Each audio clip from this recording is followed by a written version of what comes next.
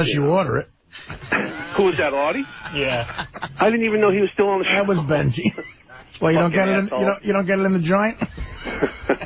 No, we don't get it in the joint. Joey, by the way, was most recently in prison because he had a few bullet casings in his house, and as a guy on parole, he's not allowed to have bullet casings in his house, and I guess the cops somehow ended up at his house and found bullet. Why were the cops at your house anyway? First of all, I've never been on parole. Oh, what are you on? I was on probation. Probation, okay. You know, there you I had a 5-year run on probation. So after a year, every month, probation department would come to the ranch, and they just do a probation check, make sure your life is on track and everything is right, and make sure you're not doing whatever it is you're not supposed to do. And honestly, I hadn't left my home in a year. I was home and just doing my thing. That's what's great about this country, that we have the resources to check up. Sit at home, though. Yeah, but, and also to check up on people and make sure they're behaving. Yeah, well, L.A. was much safer with me off the street and in jail because it was much safer because we noticed the drop in crime. But seriously, Howard. So what happened? You got out of jail. You come home, and the ex-wife, the wife. Let me back up a little bit. First, with this probation violation that landed me back in there was ridiculous because in 2003, when I got arrested for the insurance deal, they had 100 ATF agents that rolled my house at 6 o'clock in the morning. It was like something you see, on television. You don't really think it's ever going to happen to you. And when it did, they took a shotgun. It was an old family shotgun. I think my mom used it to shoot snakes in Florida. And it had a box of shotgun shells that my son Paulie bought in 2001. Now I got arrested in 2003. So they took the gun. And really, I honestly thought that they took the shells. Why wouldn't they? These were the same shells 2 years later, that when they did a probation search at my house, they found them, and basically that's what put me in jail. And we even proved that I had paperwork that showed when I bought them in 2000, when Paulie bought them in 2001, where they were purchased, the shell casings. We tracked the VIN numbers on it, with the ID numbers. You were a victim of circumstance. Well, actually, yeah, and I'm not saying, I didn't do it, I'm sorry. You went and did your time. I had to take the year, so I went and did it. It was hard, man. It was because, like when you get in trouble with something you really didn't do, and it's like, God, but, I didn't do anything that bad. But wasn't he sick, too, when he went in? Weren't you sick? Yeah, I was real sick. I'm still sick, man. I'm down right now 50 pounds. Sick from what? What's the matter? Artie still with the show? Yeah. Actually, I wanted to say that a couple of months ago, I was in L.A. I did the Jimmy Kimmel show, and afterwards I hung out with your son. And he's a great guy. I actually had a blast with his kid. Yeah. Paulie's he's really a good, he's a good son. How did that kid turn out normal? I don't know. He's the anti-Joey. You know what does he look like Joey? A little bit, you could tell, yeah. I mean, and he's normal? Yeah, after the mom gets shot in the head? Yeah, I gotta say, he seems normal, and he's a really good kid. He's got a great energy about him, and what's he do? We had a lot of fun together. Thank you, Artie. I really appreciate that. And both my children are really, really good. Good for you, Joey. Well, good for you. What are you saying? Good for you, Joey. Joey was away most of the time. Oh, that's right. Thank you. All right, good for your ex-wife. They must have done something right. I mean, he's a good kid. You could tell. Thank you, Artie. Now I like you again. No, I'm being serious. It's the Actually, truth. He looks more like you, Artie, so I don't know. Yeah, a lot of people asked if we were brothers. Is he a heavy-set kid? Well, not heavy-set, but he's got the Belushi look to him. Yeah, I see. Well, we all of us do. Yeah, definitely. Remember, Joey, Artie, you're the young me. Okay. Yeah, Joey, let me understand something. So you get out of jail, this hot wife, was she cheating on you when you were in jail? You know something? No, I don't. I don't think so. I really do love her a lot. Did she visit regularly? Hey, you know something? You know what I forgot to ask you guys? What? Is there anybody else on the line? You're supposed to get David on the line? Where's David? Oh, is that your buddy, your producer? David, one of them. He should be on the line. Oh, okay. I see. He is. Oh, that's right. We can't interview Joey without David. Right. David, hey, David. You there? Yeah, I'm here. Okay, great, man. Good. But did she visit you regularly while you were in prison? Who? Your wife. Which one? The new first one. Absolutely. The new one. Every visiting day, Ivanka came down to the jail, and she waited on that line outside with all the people that wait out there. She's going to have no problem meeting a new man, that's for sure. That's a good-looking woman. She's very beautiful. Any conjugal visits? She's hanging out at the jail still. It's any conjugal visits, Robin? Yeah, any conjugal. No, it was all no contact visits. Wow. It was all through the glass and on the phone. You were in prison. You weren't in jail, right? I was in jail, L.A. County, Men's Central. Great spot. right? That's exactly where I was. Great to you, Joey? No, I was well taken care of with my medical and all that. Did you have a roommate? Not a roommate, but a cellmate. We were in single-man cells in a secured area called 1700 and 1750. That was a cell block, and we were on lockdown, 24/7 lockdown. We only got out to take a shower or... Did you have any fights? Oh, no. They go on, but no, not me. I was segregated. We're doing a show, Howard, called Celebrity L.A. Lockup. So the Sheriff's Department was very, very helpful in doing interviews with Entertainment Tonight and Insider with Joey and making his stay as safe and quick as possible. So, Joey, tell me the big answer here. So, Amy Fisher's getting a divorce, and you're obviously getting a divorce. And then the speculation is that you two are getting back together as a couple, which would be the most phenomenal friggin' thing ever. Yeah. You gotta do it. You gotta do it. And you've said in the paper you've had contact with her. What kind of contact? On the phone. Oh, yeah? You called her? Absolutely. Well, we talk. Absolutely. When did you talk? You know what? I have to tell you, and it's like, you know, like life has to go on. And like I've been trapped in this whole, well, not trapped, but just like in this situation since Mary Jo got shot, where I was just like pounded by Mary Jo for years. And it was like when Mary found out, when we all met a year ago, that, you know, Amy did what she did and there was drugs involved and Amy didn't remember doing it, and like Mary Jo and Amy made up, and it was like okay for them. I'm still carrying the anger and all this other crazy, horrible stuff. No, you've said horrible things about Amy. Yeah, I did for all these years, and I decided, you know, for me to be able to, here we go, here's a little Dr. Phil for you, but for me to go on and get on with my life and be able to, like, recover from everything, physically, emotionally, financially, I need to put that down. I need to put the anger down, because it does, no matter how strong you are, no matter who you are, it eats you up, man. It eats you up from the inside out. And I'm like, this, man, why, you know, Mary Jo didn't even care at one point that, oh, I don't care. She says she doesn't remember shooting me. You know, I care. So what happened? You started calling? So I have to let it go to be able to make up with my life and go on with my life. So I have a good relationship with Amy. What do you mean? How often do you speak? I spoke to her twice this week. Wow. And you spoke to her on the phone. Did she talk to you about the fact that her husband and her were breaking up? Yeah, I know all about that. You know, I didn't file for divorce. My wife did, and I understand that her husband filed also. But did Amy... you two were talking? Maybe. Did Amy say to you that she still has feelings for you? You know something? We talked a couple of times, and I'll be in New York next week, and I'm going to definitely go to dinner and just, you know, I owe her an apology from the way I acted the last time that I saw her, and I'm not defending myself to the point, well, I was sick or any reasons why. Wait a second. You're attracted to her still, aren't you? You want her. You know what, Howard? Honestly. Listen, it's just me and you on the phone now, right? Right. Go ahead. You know what? I'll be in town next week, and I'm going to, hopefully we'll go to dinner. And I mean, you guys had a good time together, so it's not like you're totally repulsed by, I mean, aside from the fact that she pulled the shooting incident. Yeah, no, I'm not totally repulsed by her or anything that she did. Did you read today in the paper she just got big, giant tit implants? Yes. Yeah, go ahead, well, David. You know, all I wanted to say is these two have an opportunity where they can rekindle their relationship after 15 years. Wow, that would be the biggest story ever. It was a Romeo and Juliet type of love affair with the gunshot, you know, that everybody heard. But Amy shooting Mary Jo, going to jail, Joey going to jail. Can you imagine the ending of the story is Joey and Amy get back together? Yeah, they got to do the movies over again. Hey, Joey, is there a temptation on your part? Is there a temptation on your part to get together with Amy Fisher just so that you get back in the news and there's a whole big opportunity here? You know, really, it has nothing to do with in the news. I could go outside, piss along the curb, and it's going to make news. I mean, which she does often, by the way. Which I try not to do, because in L.A., I think you get like a year for that, so I don't want to do that. But, yeah, I'm looking forward to seeing Amy when I get back. Nobody's the same. Honestly, you want to, don't you? Nobody's the same. You know, everybody changes as time goes by, and, you know, she's not the same person she was, you know, 10 years ago, 5 years ago, nor is any of us. But they describe in the newspaper that her body is exceptional. She has a Playboy Playmate. In fact, they're saying she might even become a Playboy Playmate. That's right. Are you for sure? Yeah, we are. Oh, my goodness. Will you be posing with her, David? Yeah, I will actually be posing nude. Because you say we are doing Playboy. Well, you know. Are you managing her as well? Yes. Amy's going to be in Playboy. And I'll be doing it with her. David, has this been orchestrated by you to get more interest in these two? You know, you couldn't orchestrate this story. Either these two these two, timing is right.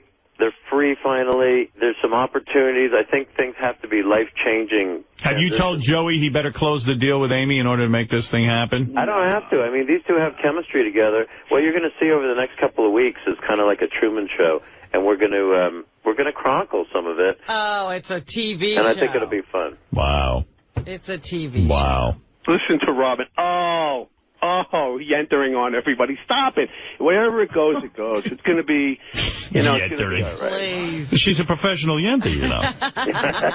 It's paid to be a cute yenta. Yeah. That's right. Joey Boots wants to say hi to Joey Buttafuoco. Go ahead. Who does? Joey Boots. Joey Boots from Massapequa, Long Island, your hometown, Joey Buttafuoco. Hey, Joey, I want to tell you right now, you're the most disgusting, vile human being. I wish death on you. I hope you die. You know what? To do this, to try to stay famous, which is all, that's your agenda. Your agenda. Gorilla. Your agenda is to stay famous, man. So you're going to take the mother, you're going to go out with the girl. You're going to go out here. No. You're trying to hook up. It's Joey Boots, for Christ's sake. You're trying to hook up with the woman that shot the mother of your children. What about that, Joey? He's worked up, but what about that, Joey? How can you go out? Who was that guy? Joey Boots, for Christ's sake. He's Who from. the fuck is he? The Joey Boots, you don't know? I don't know who He's in he the is. Whack Pack. Oh, it's that guy. Listen. Did he ever get through the 6th grade? Joey has a good point. He's saying, how can you start having sex with the woman who shot the mother of your children? You know, I'm going to go have dinner. Yeah, I mean, maybe Joey Boots has on the table. Maybe some clams. I mean, your son is going to freak out, and so is your daughter, that you're having with Amy Fisher. You know what, man? He thought some pasta, maybe. I don't know. Yeah, I have no idea, man. No, seriously, Joey. Come on. You got to think this through. This is a major thing. You think? Yeah, of course right, it is. Joey. Well, you know something? He is right. I'm heading back to New York in a little bit. Except my life's going in a different direction, whatever it is. You know, you're going to see these guys on the cover of People magazine. We're going to do Letterman. We're going to do Letterman. Well, how do the children feel about this? You know, buddying honestly, up with... if Mary Jo and Amy can sit down and not even hash it out, but talk out what they needed to talk out, Mary Jo can forgive her. You know what? What's your tactic? What happened to Hello, Joey. He's gone. No. David, you there? Else, you know, everybody else is making up and going on with their lives. You know, I'm entitled to do the same thing. Joey, what's the plan? You want to go to bed with her? I lost everybody. You there? Oh, our phones went. Yeah. Completely. You should see what's going on. Hey, Joey, you there? Everybody got disconnected.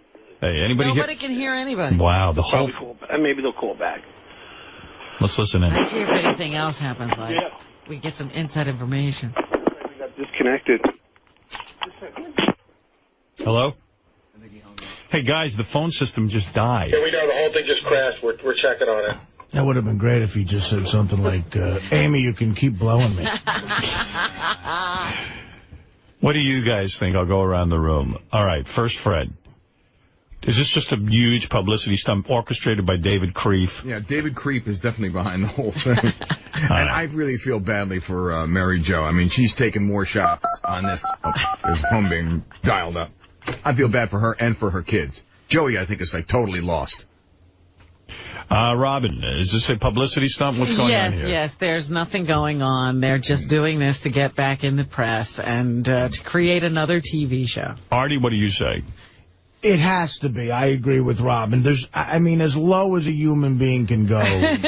I would hope he at least called Mary Jo and said, listen, this is going to be so embarrassing. The innuendos, the press, the tabloids are going to say we're together again and she shot you. Again, like Joey Boots made such a great point. The mother of his kids was shot by this woman. Absolutely. And I hope he at least said to Mary Jo, look, it's going to mean quick money. Do you mind if we do this and I give you a cut or something? Right. What do you think the reality is? Do you think that Amy Fisher will start banging Joey again? Her husband was a Joey Buttafuoco lookalike. I don't think so. I really don't. Why wouldn't you think Amy Fisher would do that? The more interesting question is, would Joey, if given the opportunity, Yes. But that's my point. Why would Artie not think that Amy would be open to it? Because I just think the whole thing is a contrived stunt. I really do. Understand that, but why would you say Amy Fisher's the one who won't be she's crazy. into it? Well, I don't know. Nuts. Well, she's older now. We're all, as Joey said, we're not the same people. Oh, can you grow out of nuttiness? Can you grow out shooting somebody in the head? I'm hoping you can. Artie thinks Amy might be normal. No, well, listen. She grew it. I look enough like Joey. Right now. I don't know. I think Mary Jo, having met her a couple of times, I think she's got enough class in her to go. I don't care how much money. It's still gotta hurt. Yeah, what I don't are care. you talking about? Mary Jo is she's a nice person. But what does Mary Jo got to do with the story? I'm saying if Joey did go to her and say, look, I'm sorry about what I'm about to do, but it's going to make me quick money. Do you mind this? Will it be that offensive? Even if I hope he would have said. Joey's not going to sleep with a spreading Amy Fisher? I would hope he wouldn't for the sake of his kids. Oh, you're crazy. I really would. Well, listen, I'm telling you what I think.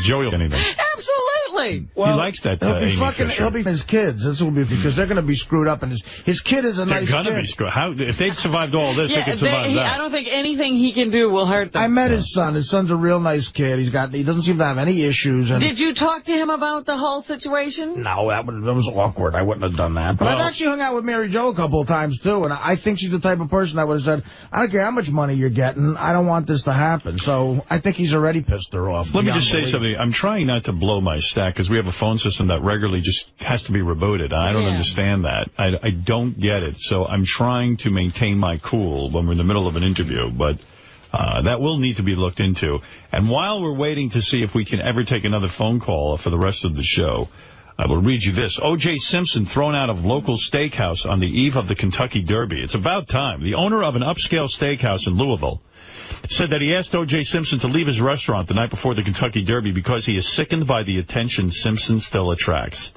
I don't want to serve him because of my convictions of what he's done to those families. Jeff Ruby said in a telephone interview Tuesday. We should interview this guy. Yeah. The way he continues to torture the lives of those families with his behavior, attitude, and conduct. As you know, of course, O.J. Simpson got all... Oh, David Krieff's back on the phone. We'll wait for Joey. We're starting to get our phones working again. So he stood by and said, I don't want to serve this man. And I'm shocked there isn't more of this kind of stuff. No, apparently O.J. has no problem most of the time. Yes, I found on the internet that Tom Sizemore might have been busted for meth again. Might have been. No, he was. Oh, it's true. Okay. I didn't know. I don't know if it was true or not because I got it off the internet. True. You guys never watched Shooting? All right. Well, I'm just saying, it's a shame. This guy was a good actor and great actor. Career going. I was just watching Saving Private Ryan the other night, and he's fantastic in it, in a Spielberg classic movie. And I watched Shooting Sizemore more than you guys did. Yeah, I never got to see an episode. I hadn't heard he got busted again. After watching that show, that really makes me sad. He's I don't know what's going to help him, but that sucks. All right, Joey, hold on a sec. Our phones went. That's what happened.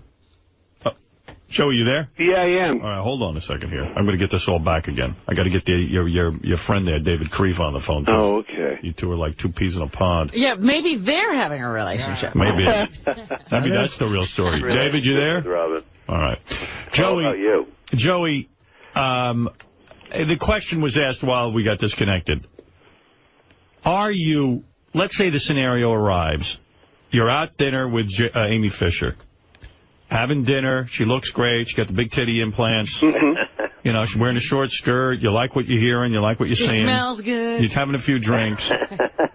She says, Joey, you know, I always loved you and I still love you and I want to I'm sick. I want to have you. I want to take you back to my house. Would you have sex with Amy Fisher if that kind of scenario evolved? And Lou did not have his guns there. There you go. Yeah. Right. Yeah, totally. You would? Yeah. Thank you. Artie, do you see what we're saying? He's saying it. Artie said you wouldn't. So who won? No, listen. He's saying it because that's the only way anyone's interested in all this. No, it's to make money. Can I ask you something, Joey? Joey, man to man? Sure. Is she the best Artie, pussy? Is she the best pussy you ever had? You know something? It's no, but you know, it's that's a tough question. It really is. You've had a lot of experiences. Yeah, I mean, it's especially lately. But you know something? Right. Especially last night. What happened last night? What happened last night? No. We're not going there this morning. Too early. I'm sorry, Howard. What was your question? The question is she the best pussy you ever had? You know what? Amy's a lot of fun. Well, how so? She's just she was always just a very nice until all the shit broke, but then we all know why and how that happened. Would she be open to anal with you? You know something? I don't know. You never did that with her? No. I'm talking about in the old days when things were good, when you had your affair with her. No. But were things ever good? I mean, the old days, things were pretty crazy. Well, no, there was a time when he had goods with her. Yeah, well, for a long time, but, you know... But Joey, what about the fact that she accused you of being her pimp and that, you know, and that was all heavy stuff? You know something? Yeah, there was a lot of stuff being thrown out there in the early days, you know, after the whole shooting incident, and orchestrated, of course, by the attorneys. But wait a second, doesn't that scare you?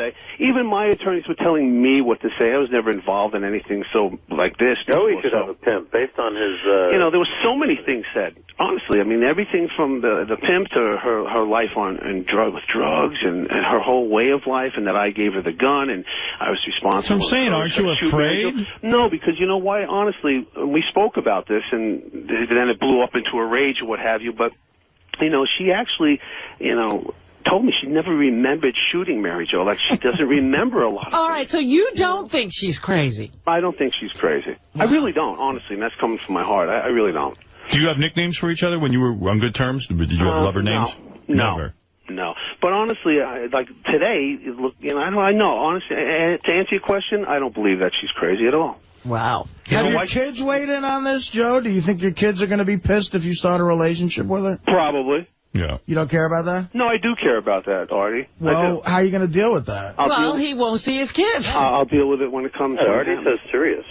No, this creep you've latched on, dude, David Krieff, whatever his name is trying to promote the fact that you're gonna the woman who shot your kid's mother. You're on Jimmy Kimmel, and you're not on the Tonight Show.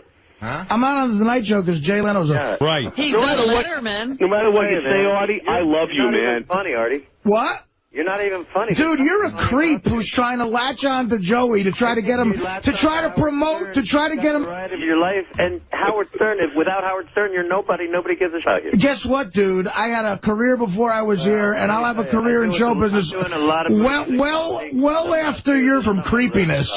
You're not on my list.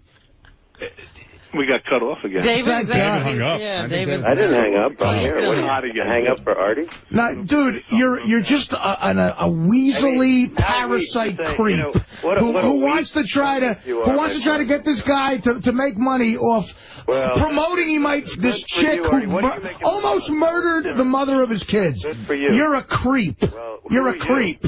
You're the worst. I am not. I'm no creep. Wait a second. How did we get into this? I don't know. I was talking to Joey. I'm trying to get to the bottom. It just makes me sick when this guy's like, I go like, why would you, Joey? This guy's like, ugh, she's hot. The guy has no concept of love, caring, romance. His biggest claim to fame is to be with Howard Stern for the rest of his life. What's your claim to fame, douchebag?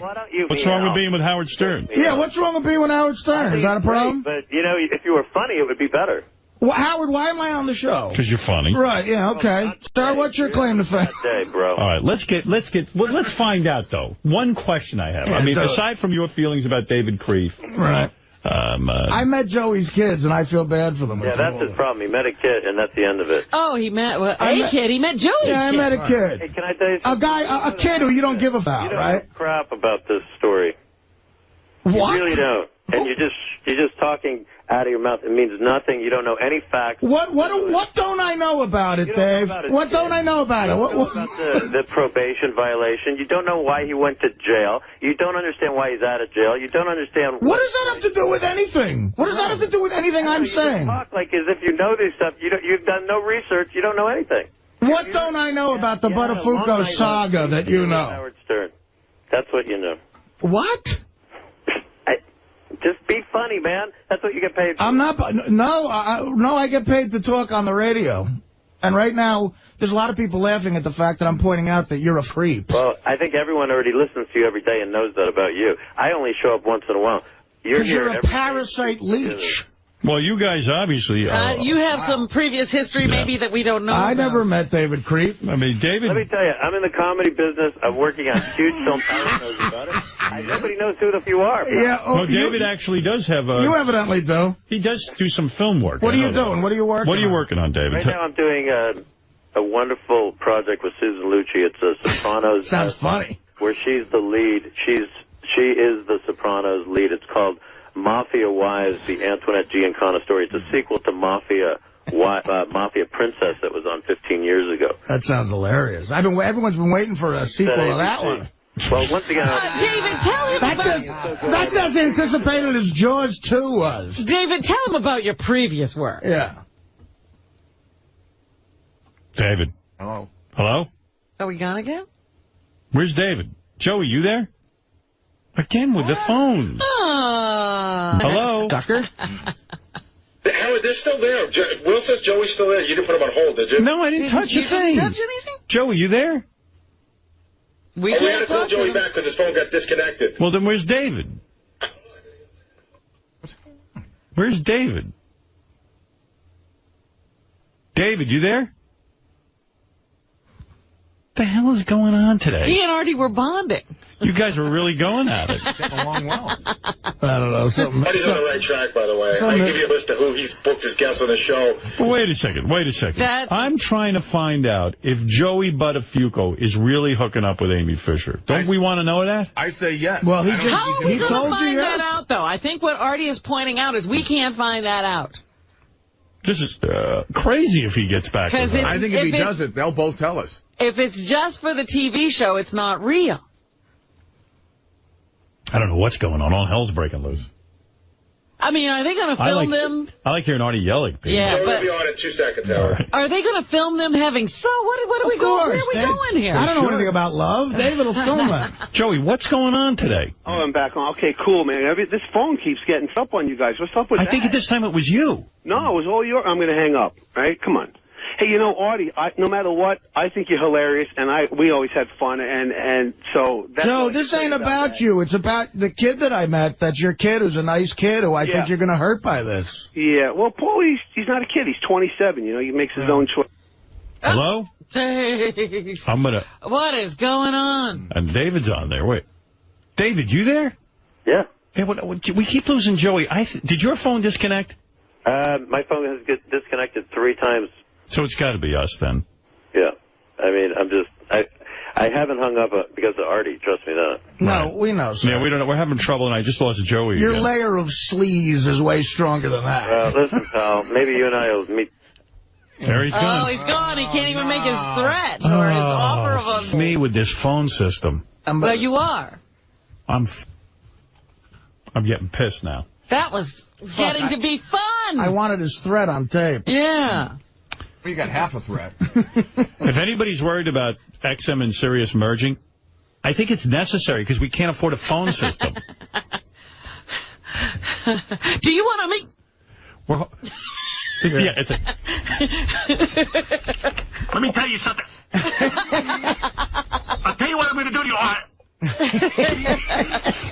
It might have been divine intervention for that guy, because if we ever met, he might have an Adirondack coming out of his ass.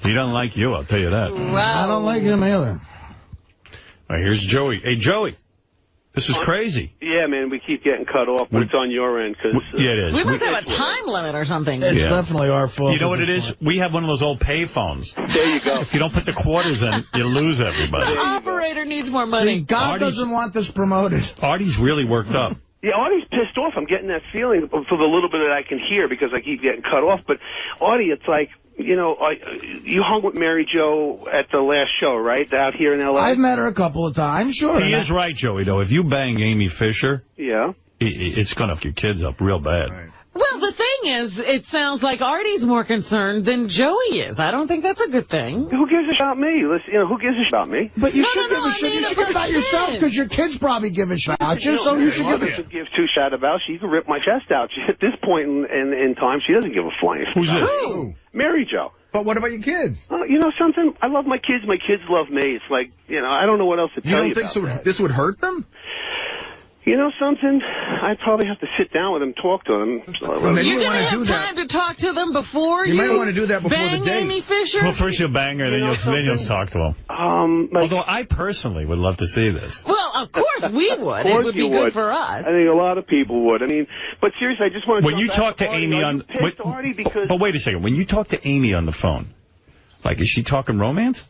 You know, we talk about a lot of things. Have you had phones? No. But what, like, does she ever say, you know, I did love sleeping with you, Joey. You were so great in bed. You're such a man. Well, you know what? She did tell me that she loved me very much back in the day and now. So it's like, you know, I don't think I'm responsible for her breakup with her husband or anything like that. I would hope not. But I think she's just looking for a change and moving in a different direction. Right, she's vulnerable Is it right merely now. a coincidence that the two of you are getting divorced at the same time? You want to know something? I didn't know this was happening on my end. This has happened like when I got out. I see. So I didn't know what was going on. What is it, Freddie? On my end. I actually have a couple.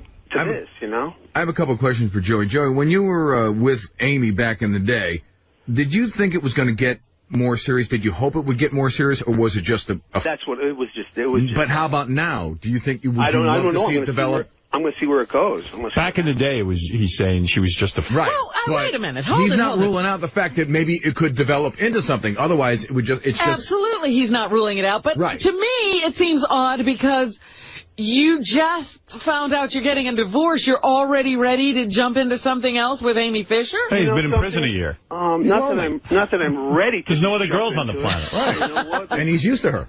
By the way, Joey, have you had since you got out of prison then? Yes. You have? Yeah. Oh, wait, David's back on the phone. They can't talk about it. Artie, David's back on the phone. He was in the middle of threatening you. We're sorry about the phones. What was the threat, David? You can get right back. Dave, continue your threat, Dave. What was the threat? I don't know. You were saying, do you want to meet? Hey, buddy, maybe he wants you to be in the next Mafia Princess movie. Listen, Maybe it's all I can tell you is this. Crazy. I have heard that you have sparks of genius. I just haven't seen it today, that's all. All right, dude. You know what? I said my piece. As a matter of fact, this little argument is probably going to get you more press because you're on Howard's show than anything. Listen, I'm not here to get press from me. I'm excited about Amy and Joey and their... That is exciting. That's what I'm here. You know, David is very excited about Amy and Joey and Mary Jo. He's been excited about them for David, a long why are time. you excited? Amy, Mary Jo, and Joey together, they said that would never happen. And the fact is, when you see Mary Jo on Thursday, whatever, she will tell you that I brought them together. And I'm looking for people to have love and be reunionized and have fun and have good families. I have children. I know what you're saying, Artie, but you can't, at some point or another, when your kids are grown up, I don't know if you have kids, but at some point or another, you have to live for yourself. And you can't always live in the past. Okay, Dave, but let me ask you this. All craziness aside. I mean, kids are my number one thing. I'm working for 9. Well, listen to Artie's question. Okay, so suppose someone shot the mother of your kids. Would your kids... Well, suppose in the past it happened. Would your kids be upset if you were dating them publicly? Well, listen, I'm telling you right now, people change, and I don't know what was there 15 years ago. I wasn't part of Mary Jo and Joey's relationship. I don't know what caused it. I don't know if there was drugs and alcohol. 85% of all crimes have something to do with drugs and alcohol. Right. We'll say that. Well, I know something about that, but, So my feeling is, and believe me, I know something about this, too, and I work for the sheriff's office. They're wonderful people. Sheriff 𝗵𝗍𝗍 is the finest man I've ever met. He's going to be governor of the state of California. We work for charities called 999 for Kids. And do you think you could hook up O.J. and Nicole's sister? Nice. Yeah, what about that? O.J. was in the same cell that Joey was in, by the way. Is that right? And we went in there, and the reality is, what we're trying to do is show there is a lot of crap that can happen because of alcohol and drugs. I think if you stay away from alcohol and drugs, there's less than a 15% chance that there's going to be a shooting. Let's see what the fans have to say. I can't argue with that. Stephen in Cleveland, you're on the air. Thanks for taking my call, Howard. You know, other than the shooting, I mean, this was just nothing more than an affair. But, man, Joe, you got to look at this thing like, you know, what it's going to do to you, the relationship you have with your kids. I mean, this guy's nothing more than a parasite trying to make a buck. Artie, you hit it right on the head on the... I think Artie's changing his mind because, Artie, I think you realize if people are in love, anything can happen. You can have cancer. You can be an alcoholic. You can be a drug addict. I'm not saying anything that's too far away from any family in the world. Why doesn't everybody deserve a second chance? Well, so let them have love on their own, buddy. I mean, why do you... Yeah, why do you have to hook them up? What is your interest in it? Yeah. What's your love connection? Why are you the love connection? You know, I'm doing a project coming up with, with many talent that are superlative talents the fact that Joey and Amy are this item that they are is not my doing. I just happen to facilitate it. All right. Like Sinatra with Dean and Jerry. Exactly. I freaking love you. Listen, I got to say something. You know what? I've met Joey and Mary and now Paulie a couple of times. And to tell you the truth, I have an affection for them because I probably have the same background as them. I'm the same type of person. And I really like them. I do. I think they're deep down, they're good people, all three of them. And I just feel that it's just this is going to tear them further apart. Artie, this is the worst thing that could happen to a family. People show their sides. Like, you have a side that you show the public. But then some David, you can't think this would be good for Joey's kids to sit there and know their dad is now in love with the woman who shot their mother. You've been through a divorce, Howard. Yes. You know that a lot of stuff happens when you decide to get divorced. Your kids sometimes take sides. All sorts of things happen. All I can tell you is but, usually it's unjustified. Yeah, I mean... At the end of the day, this is all for the love of money. What are you talking about, pal? I'm just saying, as someone... I'm just telling you, the reality of this is people go through divorce, people go through separation, they go through alcohol, they go through drugs. They usually don't go through gunshots, though. You have a life. And, you don't live it only for your kids. You live it for your kids before they're 18. And then they have their own lives. Oh. Yeah, but a lot of this stuff is history. Howard? Adam, you're on the air. Go ahead. Is the guy from Cleveland still on? No, now it's the guy from New York City. Go ahead, Adam. Hello? Yes. Hello? Yes, Hello. go ahead. Hey, Joey, man, I got to give you some advice. You need to stay away from her. Not for anything else for your kids, but for yourself, man. She is so stupid. I used to live across the street from her. I just moved 6 months ago. She is so stupid, she'll get you arrested for doing something stupid. She is not stupid. You're wrong. Really? She's a very... you sound like an idiot, but she's a smart girl. Oh, really? Okay. Let's see. You're an idiot. She's smart. She drives David. First of all... And she's hot. I want to hear this guy. Let me hear this guy. I want to hear this guy. Seriously. First of all, her husband spent all her money. She told my wife and her girlfriends in the neighborhood. Nothing left. Gone. We don't know that. Okay. This is hearsay evidence. So Joey, don't worry about the money. It's not there. You have to start it all over again. Number two, the girl drives around the neighborhood with the kids in the back seat, not buckled, jumping around in the front seat. Oh, that's all hearsay. Come on. Let's go on. Yeah, we don't even know if he lives across the street from me. We don't know who that is. Joe, you're on the air in Vineland, New Jersey. Go ahead, Joe. I'm here. I'm just listening. No, different Joe. Go ahead, Joe. Joe from Vineland, are you there? Son of a ball's my show, and then he's not there. That son of a... Let's go to Aaron, who wants to say hello to Joey Buttafuoco. And, of course, David Krieff.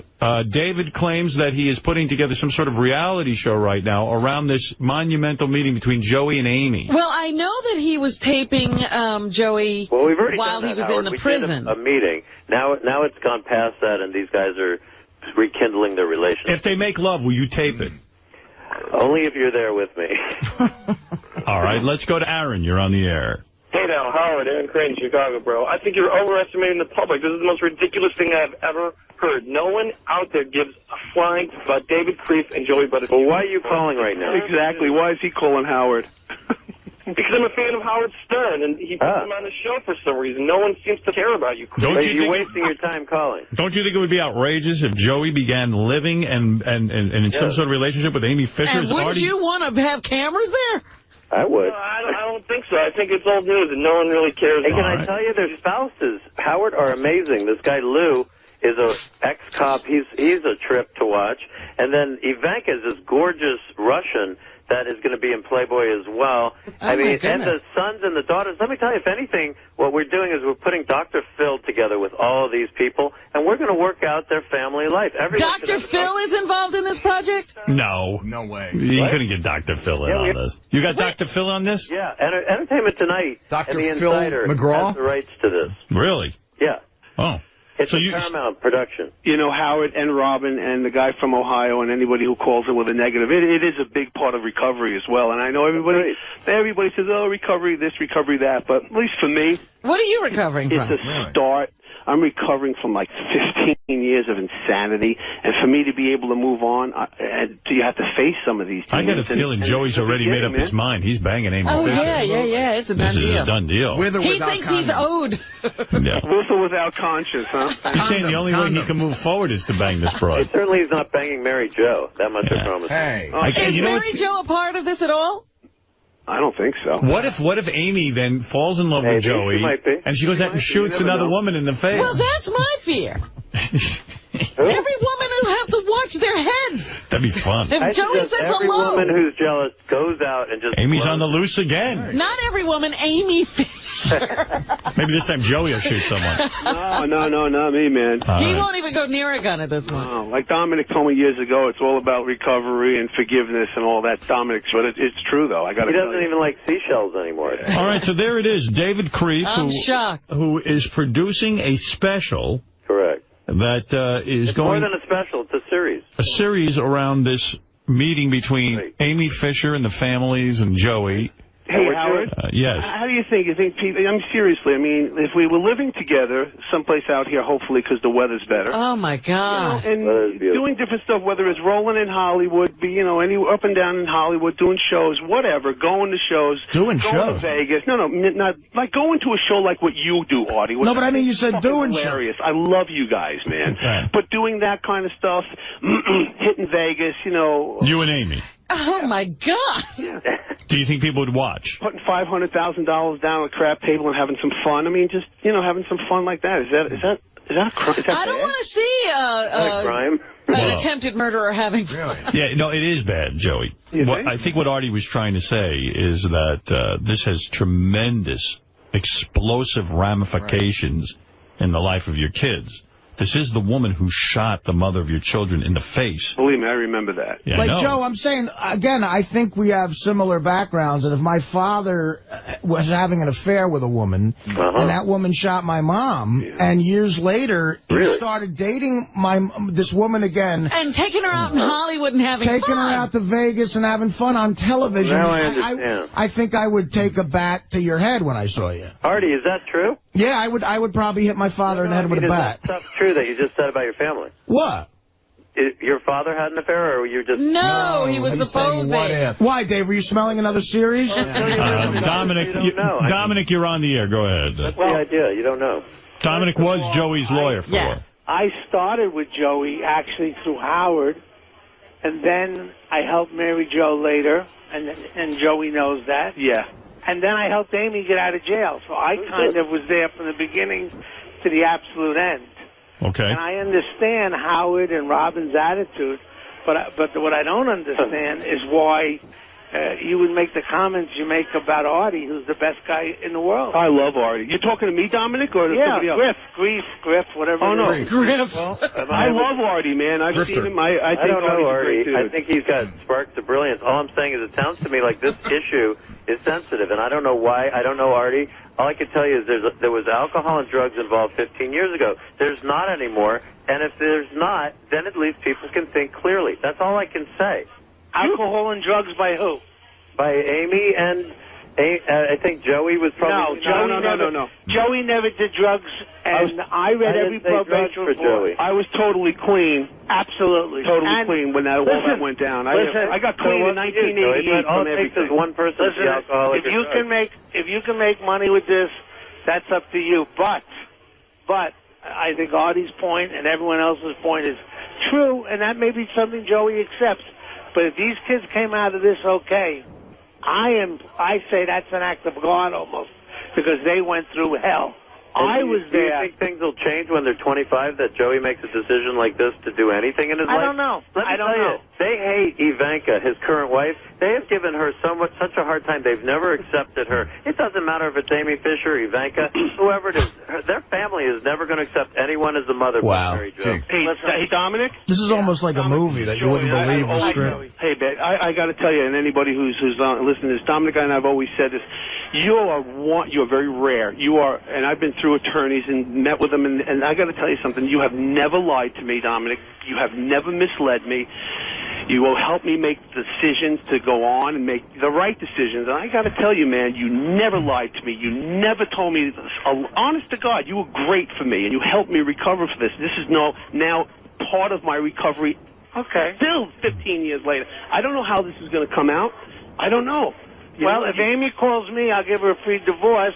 And when Mary Jo called me, and forget why, you know who paid for it, and that was my... Right. And it was a lot of money. But all I'm saying is, listen, you got to do what you got to do. But I think Artie who I truly love, is just trying to say to you, you know, is it going to hurt the kids? And maybe that's a test you're going to give. Yeah, I think it's incredible. Dominic, they're not 8 years old. Well, I'm not saying I'm right or wrong. Well, it doesn't matter if a kid is 8 years old. If a kid, are you telling me that at some point or another you don't make listen, there's a billion women on the planet. We're talking about there may or may not we're talking about specifically the woman who shot and Mary Jo. Mother. Listen, you want to know one other thing people are forgetting, that she was underage when he was having with her, so there was another act of victimization going on. Nobody wants to listen to me. You guys are doing a great fucking Listen, the thing is, you know, I never met Joey's daughter. Joey's going to Amy Fisher. I hear it in his voice.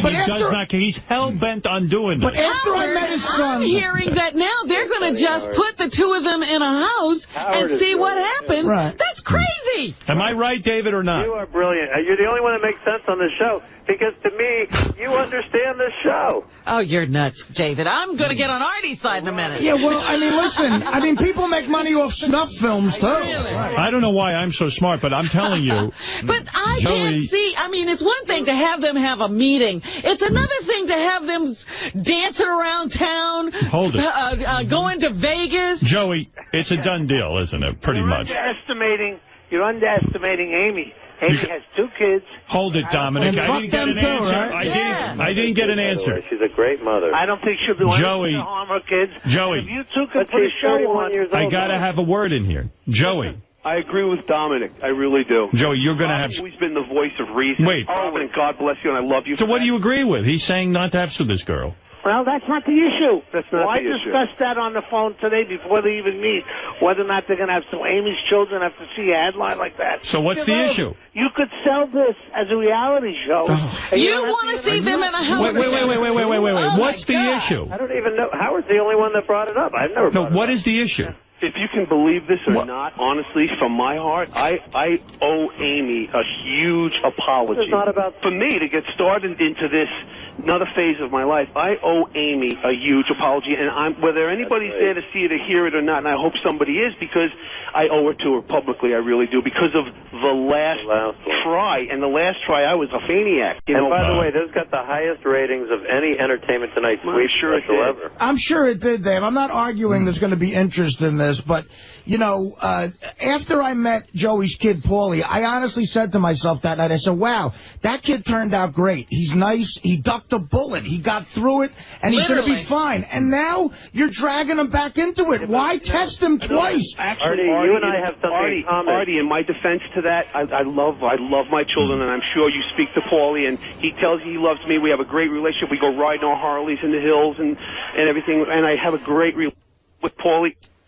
Oh, here we go again. Are we there? Yeah, we're here. Yeah. My son Paulie is not 12 years old anymore. He's 27. He's a grown man. You know? I know, Joe, but... And my daughter Jessie, I'm sure you met. You know, she's working hard. She's doing her thing. She's 24 years old. He didn't meet Jessie, he said. Oh, okay. I never met Jessie, but, you know, again, I just said to myself, God, this kid ducked such a bullet in his life. Look, we're going over the same thing. Right. I don't know that Joey's actually... Have you told your children of what you're doing? No. I haven't seen or spoken to either one of my beautiful children. Wait, David, you got to shut up for 3 seconds and let the guy finish the sentence. That's okay. You guys are doing a great job. Joey. Yeah. You said you were interrupted. David jumps on every line you say. What did you say? You haven't seen your kids how long? I haven't seen Paul or Jessie since I went into the county, and that was January. I haven't seen them. So it doesn't sound like... I've called and left messages for Paulie, but I haven't heard from any. I haven't heard from them. I know that they want to see me and speak with me, but I haven't. And you know, for everything that everybody says about me, and we've all ducked this whole thing, just gotten through it. I am a very sensitive guy, and I know you guys a long time. And Howard, you were the only one there back 15 years ago when all this jumped off, and you were really the only one who gave me the chance to speak.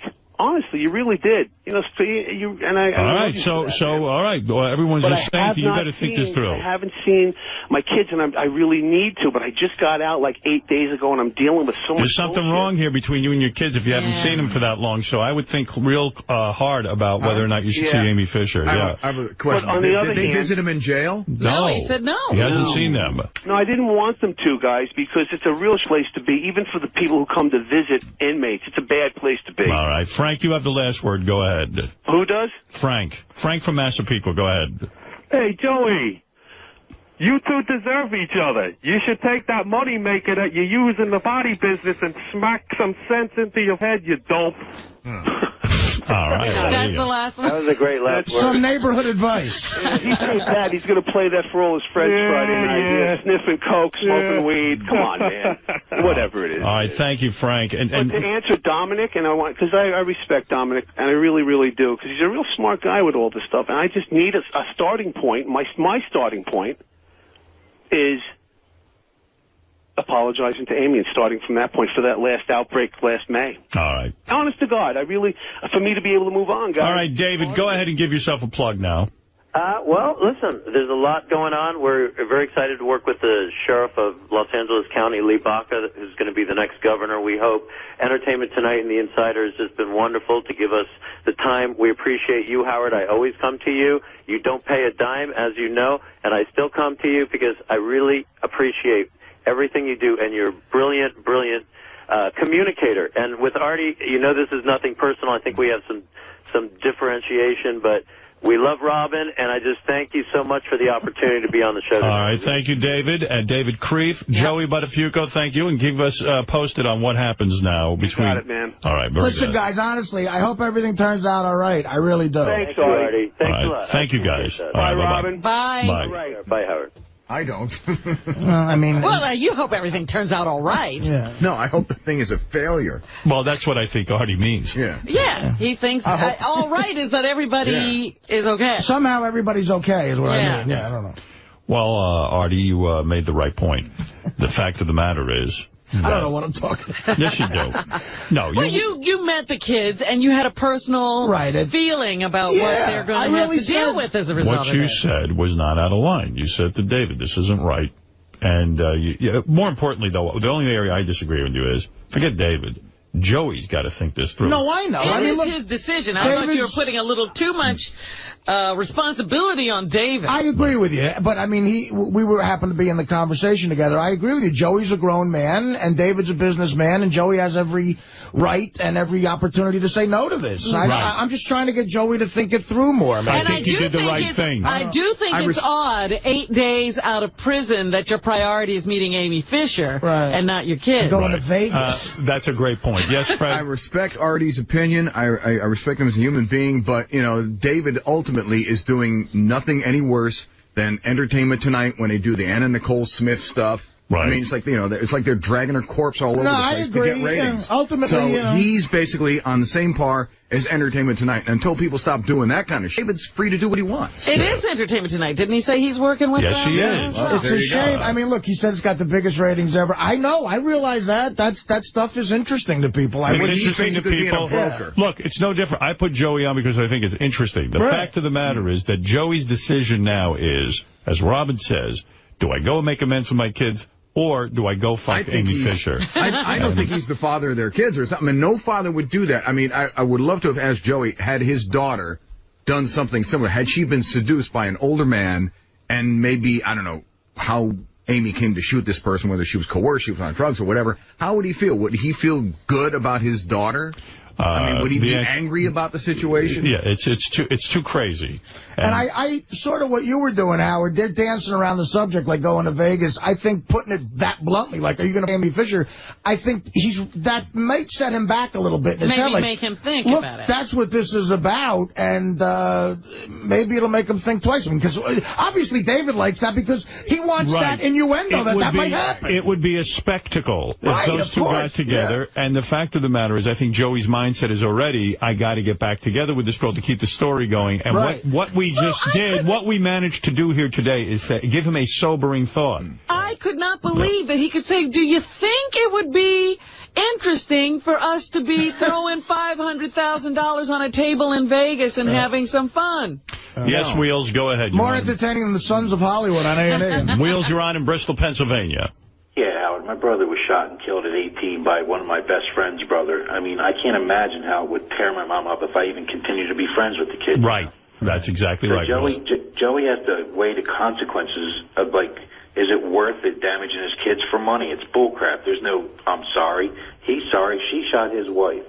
His kids are first, man. It's ridiculous. My mom suffers every day. Well, that's a very sobering thought. Irish John, you're on the air in New Rochelle. Hey, good morning, Howard. How great would this television special be if Amy Fisher took out a gun and shot Joey Buttafuoco in the head? That's Well, now the you're only talking. thing that would make it watchable. And Artie, way to stand up for yourself, man. Kick that guy's ass. All right, Frank. I'm not looking to fight anybody. I remember when Amy Fisher was first tried and convicted, there was so much anger against this girl. Right. And nobody could understand why she was even being released. That's right. She tried to murder a woman. The only thing, she failed at her attempt to murder. Mary Jo could easily be right now. Easily. Absolutely. Frank, you're on the air. Hey, Howard. 20 years, man. I love you. It's the first time I've ever spoken to you. But Artie, I love Artie, but he's way off base here. I mean, I love the guy. He has some great insight, but What is he off base about? About Joey and what he's going to do to his kids. You know, David's right. No matter what Joey does, Artie doesn't have children, and Artie, you have. And I'm not saying, Artie, you should never get married, by the way. 15 years of hell for me. And, well, no, look, I understand I don't have kids, but I think as a child of someone, I can relate to this. Anything, Artie. Frank, I want to understand your point, so I'm going to slow you down. What are you saying that Artie is wrong about? Lecturing Joey on what he's going to do to his kids. But wait a second. Why can't he do that? How can you not stop for a second? Now think about this. Your mom was shot in the face. Because of something. Because of an affair that your dad had. And now your dad's going to hook up with that broad. Now, how does that not affect you? And go have some fun. Well, he's considering it. So we said, Joey, maybe you ought to think a little harder. Now, also, the man got out of prison after being in a year, and Robin pointed out to him that, you know, maybe you should repair your relationship with your kids first. So the fact of the matter is, while Artie doesn't have children, he is thinking of himself as a child and how he would feel. It's wrong. I mean, what happened, and that was Amy Fisher's doing. I mean, I grew up in the area. I went to the gym where Joey used to work out, Future Physique in Massapequa. Well, what is your point? The point is that Artie needs to understand that no matter what Joey does, I mean, Joey could have been the greatest father in the world. No matter what Joey does, what? I don't think he'd ever be accused of that. His children are not going to accept another woman. No one. Maybe that's true. That's neither here nor there. But they're sure as hell not going to accept the fact that he's banging the woman who shot their mother. Right. So that's two times. That's Joey being a prick to the second power. You know. That's right. That's the point. So it seems that you're agreeing with Artie. And again, everybody's still overlooking the fact she was underage. So, you know, it was an older guy taking advantage of a kid. A million things wrong with it. And the argument of they're not 8 years old, they're 27, look. Means nothing. Right. I mean, you ask anyone in their 40s, how different they are from when they were 27. People change the whole, and there's parent issues till the day you die, you know. And you know what? You make the point at 8, 10, 12 years old, however old they were at the time, they had to deal with, hey, your father did this, and your mother got shot, and that whole thing. Now they're going to have to deal with, what's your dad doing now? He's back with the woman who shot your mother? All right, we've had enough of this discussion. We're going to move on. I'm just saying, when I met the kid out in L.A., you know what? I felt so happy he seemed okay, and I felt bad for him, and I said, here's just a guy I'm doing a shot with at a bar. I hate why I know him. You know what I mean? He's at a complete disadvantage because I know him for this reason. That's right, and he shouldn't even be known. No, he should be like a friendly dude I'm drinking with, and, you know... The reason they had to move to Los Angeles was because their lives were such hell You're right. in Long Island. You're right. He survived it once, and why bring him back into the same situation? Discussion over. Let's go to the spots. We have...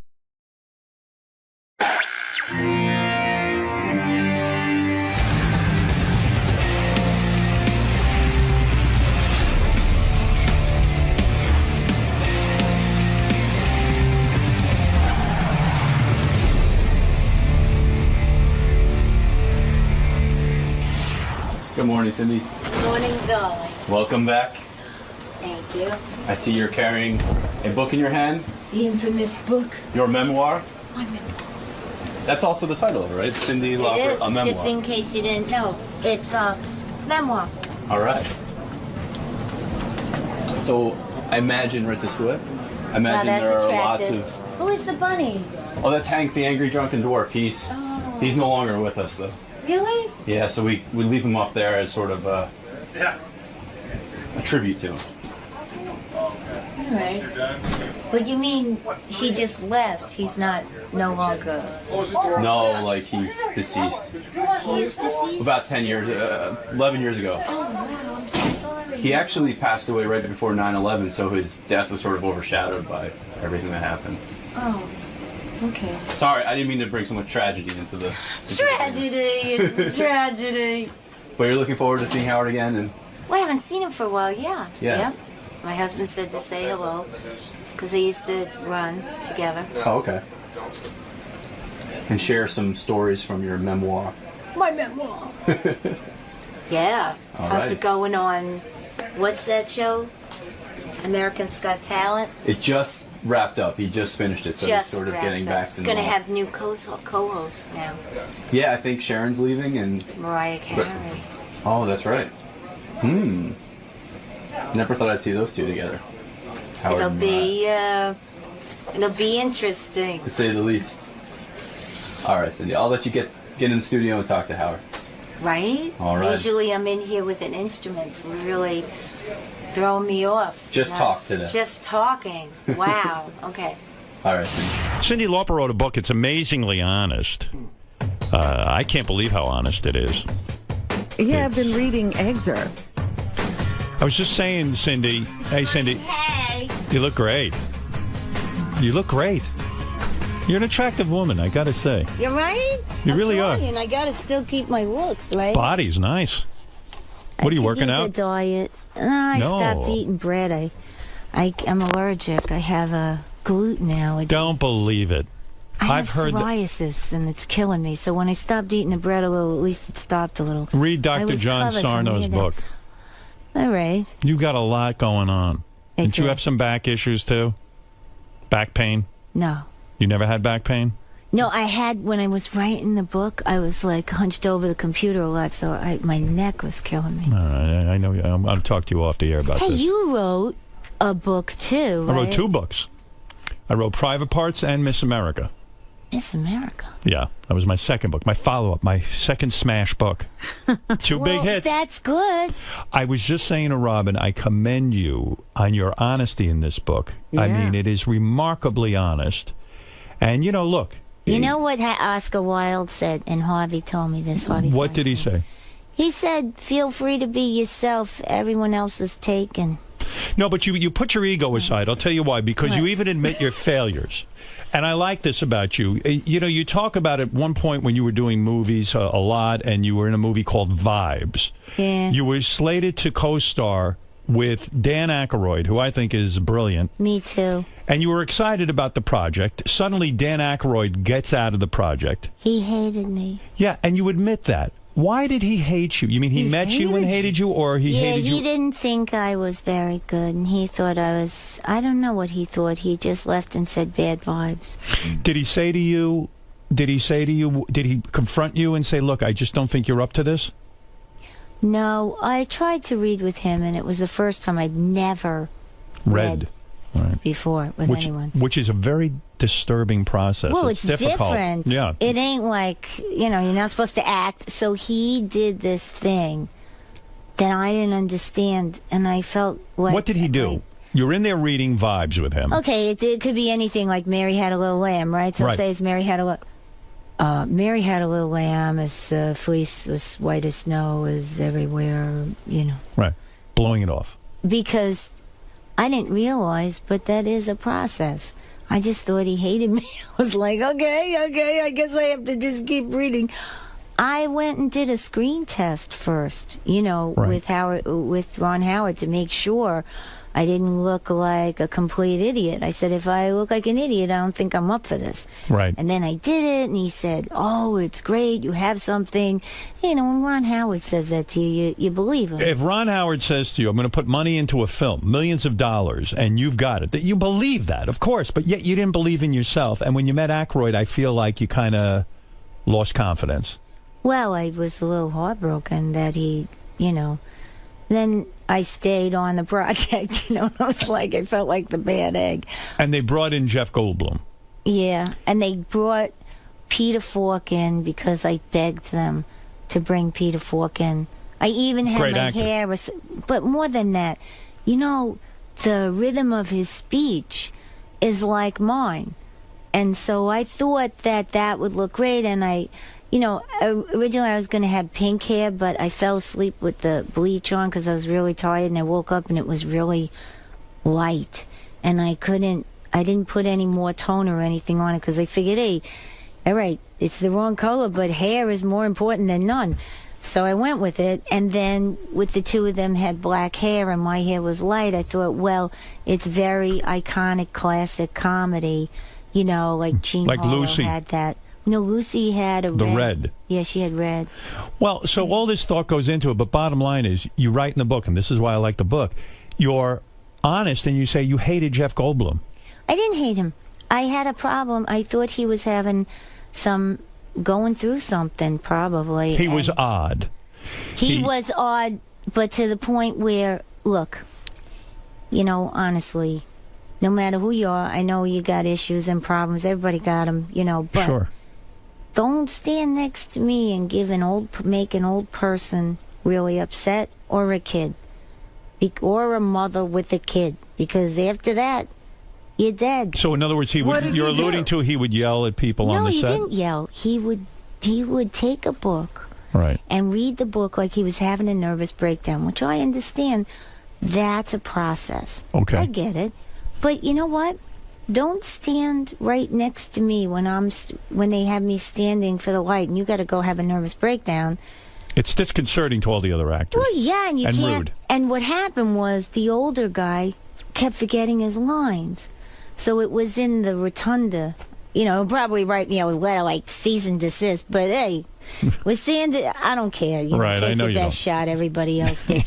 So I'm standing in the rotunda, and there's this older fellow, and he's supposed to be our boss, and Jeff is having the nervous breakdown routine next to us. So I said to him, look, pal, not for nothing, I could notice here that this is you're doing your little method thing.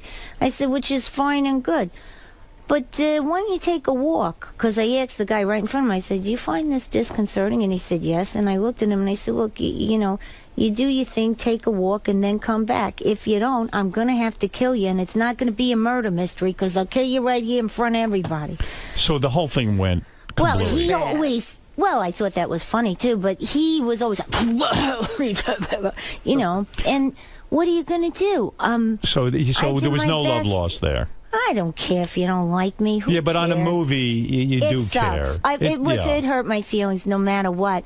I knew that if he knew what I was going to do, he'd do little crappy things to me all the time. So I was like, yeah, check this out, my friend.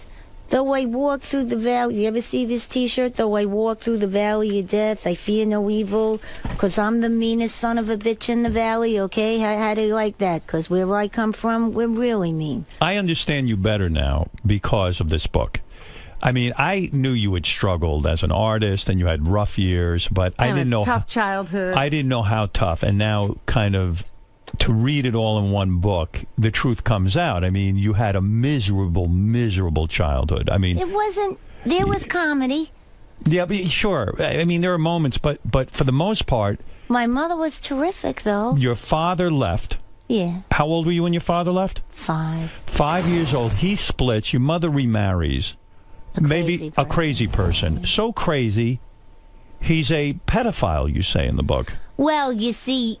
You're not supposed to say that, and she didn't want to go to the police. You got to understand those times. Even when they had fights and the neighbors got fed up and they called the cops would come, look at all of us, and go on their walkie-talkie and go, domestic violence. How many kids are in your family? Just me, my sister, and my brother. Okay. And then there was the dog that he tortured, too. It was like... I mean, but when you talk about home life, a guy comes into the home... You say he would spy on you. You would be going in the bathroom or whatever, Well, what do you mean? Whatever. It's in the book. Well, it's in the book. Read the book. No, but I'm interviewing you about your life. Oh, okay. It's horrible. Well, it was tough. The man would drill a hole in a bathroom. He didn't. He had a fight with my mother, and he threw her against the bathroom door. Oh. And her wedding ring, which I remember when she first got married, she said to me, she showed me her ring and a dress, and I said, Ma, it's not gold. She said, it's platinum. It won't wear out. And she had high hopes. Yeah, and then with that same ring, he had fight with her and threw her into the door, and the ring hit the frosted glass window, and it left a crack and a little hole, and that was the hole he would look through. And you were aware of this? Well, you have to be careful. Yeah, look, I knew what was going on. I knew this, So he spied on you, he spied on your brother, and he spied on your sister? Not my brother. I don't know. My brother was a boy. He didn't say that kind of stuff to my mother, too. He said, the whole threat was he had power and she had none. He would beat up her parents and rape her daughters. And he would say that? Yeah, and then he would threaten your mother? Yeah, and if she tried to go to court, he'd drag us on the witness stand and make it look like we were asking for it. Oh, my God. So you had to go testify at... We never did. She never did. That's how she lived. She never did anything. And then I finally left that day, and my brother... You left home? Yeah, my brother, poor Butch, he stayed, and then he learned to get really tough, and when he got big and tough enough, he came home and told him to take a hike. And the funny thing about bullies only like to bully people smaller and with less physical power. Sure. Yeah, they're really cowards, yeah. Yeah, well, they've probably been beaten up in life, too. I mean, it's a whole cycle. It's a chain. It's called the product of misery. It goes on and on, yeah. So do you ever say to your mother at some point, wow, how did you not protect us from this fucking lunatic? No, she did. She used to fight with him. She used to tell us to go in and lock our door. You got to understand, she didn't have her father working for her or any of the relatives working for her. They knew what was going on. Nobody was helping her. Right. And she was working 14 hours a day. So I guess anybody being there for her was better than nothing. Well, there was hardly. And, my aunt had her struggles. And, let me tell you, when everybody talks about that 47%? Yes. Well, fuck them, because they don't know what it's like to be that. It wasn't that your mother was poor because she decided to be a freeloader or something. She was having a freeloader. She was having a hard time making it in life. And she worked hard. And let me tell you about the 47%, Howard. Yes. They pay taxes. They pay payroll taxes. Right. And they probably pay more payroll taxes than that guy who only pays 11%, who's rich as the day is long. You're talking about leverage buyout guys. I mean, they, that's a whole fishy business in itself. Yeah, but you know what? Or the elderly who paid all their life. Or there's a lot of little sections of that 47% that you'd be shocked about. It shows a naivete on his part. No, it shows an arrogance and a lot of stupidity. But the man must be a genius, because they always get these genius people that say the most ridiculous things and say, hey, elect me, I'm retarded. No, that's not a good thing, of course. But isn't it amazing, considering your background? You leave home at 17. And now I'm going to start crying. No. My makeup. I got to go on CNN. Yeah, but you leave home at 17 years old, which is a brave thing to do.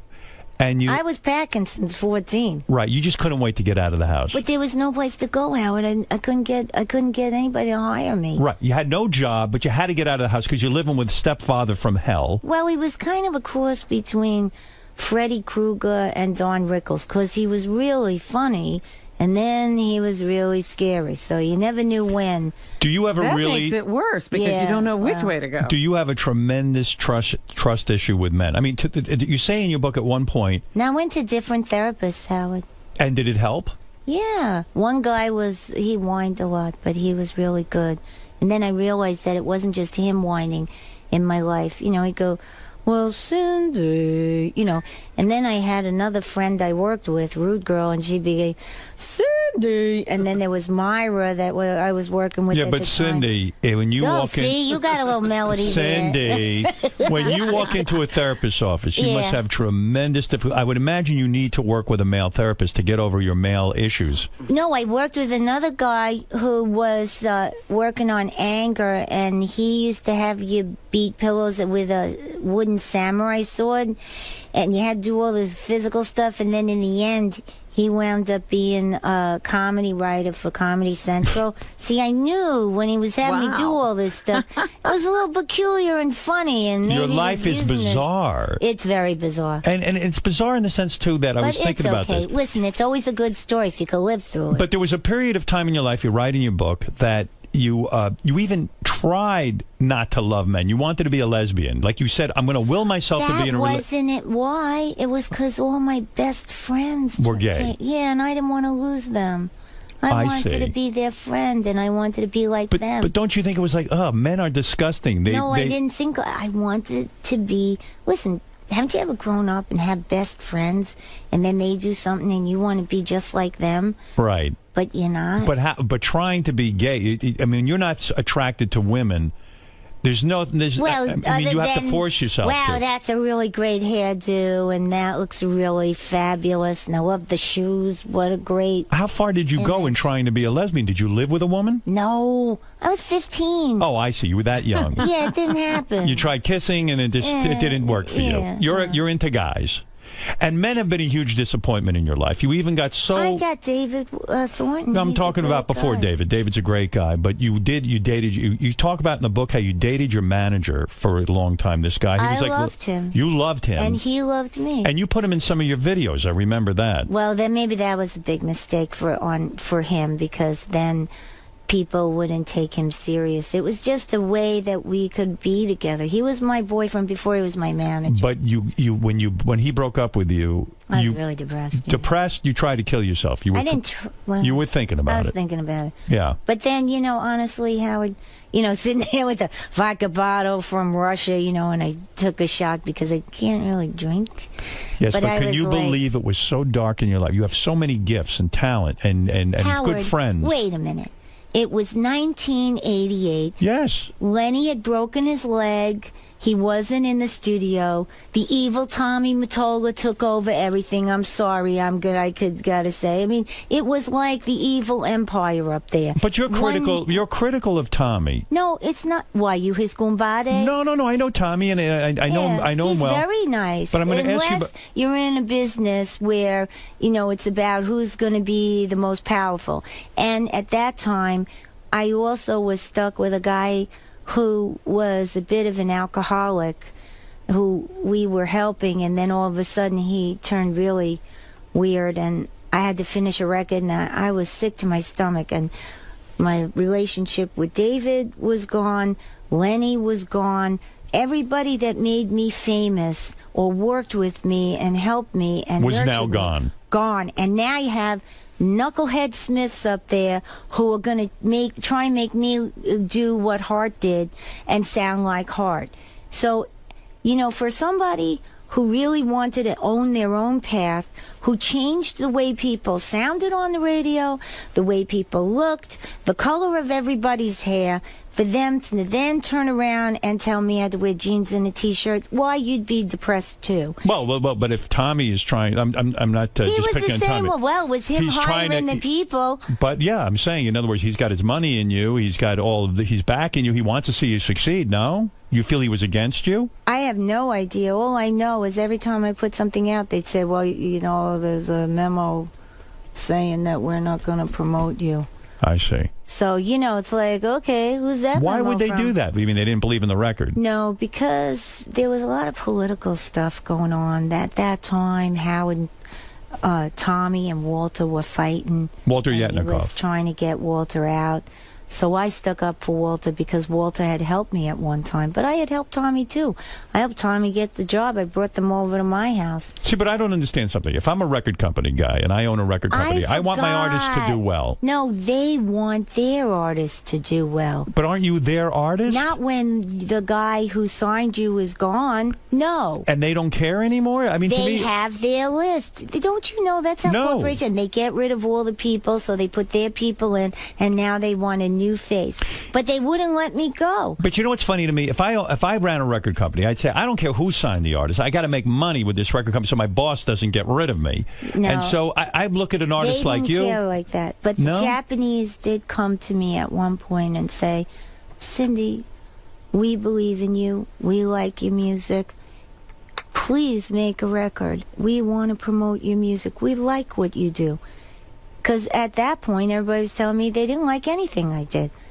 So, you know, here you are, you work, you got an original sound, you did your path. Then you have these other guys come in and tell you, oh, we're changing everything about you. Because to them, it's disposable art, and to you, it's living art. Well, I think you're right. I think that you have to stay yourself. You have to be true to yourself, because otherwise you become cookie cutter and like everybody else. Well, the thing about me was I wasn't like everybody else. That's true. And that's what made me famous.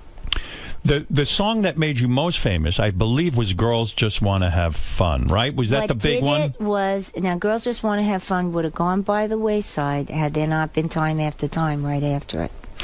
Girls Just Want to Have Fun. You introduced number two, and you introduced that song with your whole wrestling connection, WWF at the time. Because at the time, Howard, radio wasn't playing Girls Just Want to Have Fun. They said we had a note from the best program director in the country that said they would talk to us and tell us, you know, how we could adjust my career, because Girls Just Want to Have Fun would never be played on Top 40 and is not album radio because I sing too high.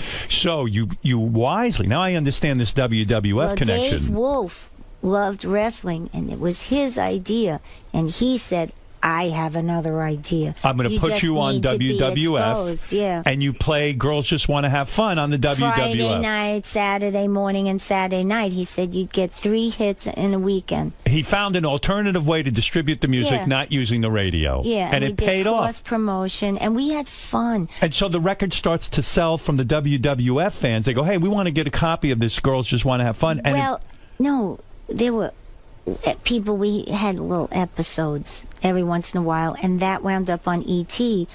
as a news item. And all of a sudden, what we were doing was bleeding over to all these different mediums.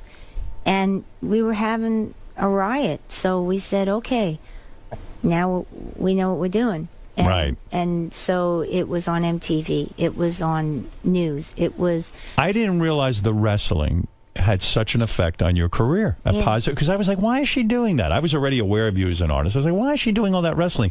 But that makes sense to me. Well, I stayed. You thought outside the box. Yeah, but I stayed because it was the one place that Dave Wolf and I could still work together as equals, not as just he's your manager. Where is he now?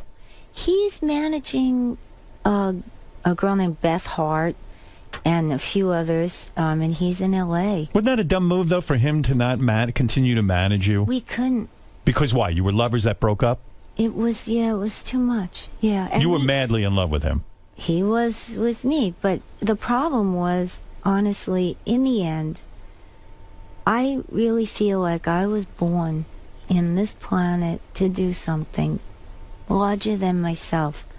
And it's not just about having any hit song on the radio. It's about communicating on the radio a song that actually makes people feel either elated or have a deeper sense of their self, like what I did with the story and the sound of all of those songs. None of them were disposable. I was very picky, and I arranged them in a certain way, and what I wrote specifically until I got to A Night to Remember. Then that got a little wishy-washy because I was trying to please the record company, but there was no pleasing them because it was still me. But True Colors, I mean, not True Colors, Girls Just Want to Have Fun. I want to go back to this. Yeah. Girls Just Want to Have Fun. That was a song originally written by Robert Hazard. By a guy. He wrote Escalator of Life. He had a really interesting sound coming out of Philly. There was Robert Hazard, and there was the A's. Who brought you that song? Rick 𝗫𝗏𝗏. Because Lenny, Dave Wolf knew Lenny. Who's Lenny? Lenny 𝗵𝗄𝗄 was the man who started Portrait Records, and he signed me. He had worked for Epic. He signed Boston. He worked with Is he your savior? Is he the guy who came into your life and figured it all out? He was the guy, yeah, and he was not like the regular record company guy. Right. He was nice. I mean, you thought he was a phony because I kept thinking, this guy, he can't be that nice. And but he was actually nice. was. So some men in your life are nice. Well, I have a lot of nice men in my life, and I have a son and a husband. I live in a guy's house. Right. And so going back in your life now, I'm going to go backwards again. All right. All right. You get out of your parents, your stepfather, you get away from him, you leave at 17. You don't know quite what you're going to do, how you're going to make money. And you tried a bunch of different things, including being a stripper. I wasn't a stripper. You were a stripper. No, I wasn't. I worked as a topless dancer. Isn't that the same thing? No, because the strippers they stripped. You went on and you danced and you did I was a performer anyway, so I made up a little story and did a show. You didn't realize guys just want to see your breasts. Yeah, they don't care about a performance. Well, whatever. Right, you're an artist. So you would get on stage as a young stripper. As a topless dancer. As a topless dancer, and you had routines, and you were putting your... different. Yes, but you were putting... Where were you topless dancing? Well... They didn't let you go, I never got to the good places. I would take a bus up to Nyack, and there'd be another girl dancing. That's awful. And sometimes this you one were playing time... out of town. And you didn't tell your mother, right? I mean, you just kind of kept that quiet.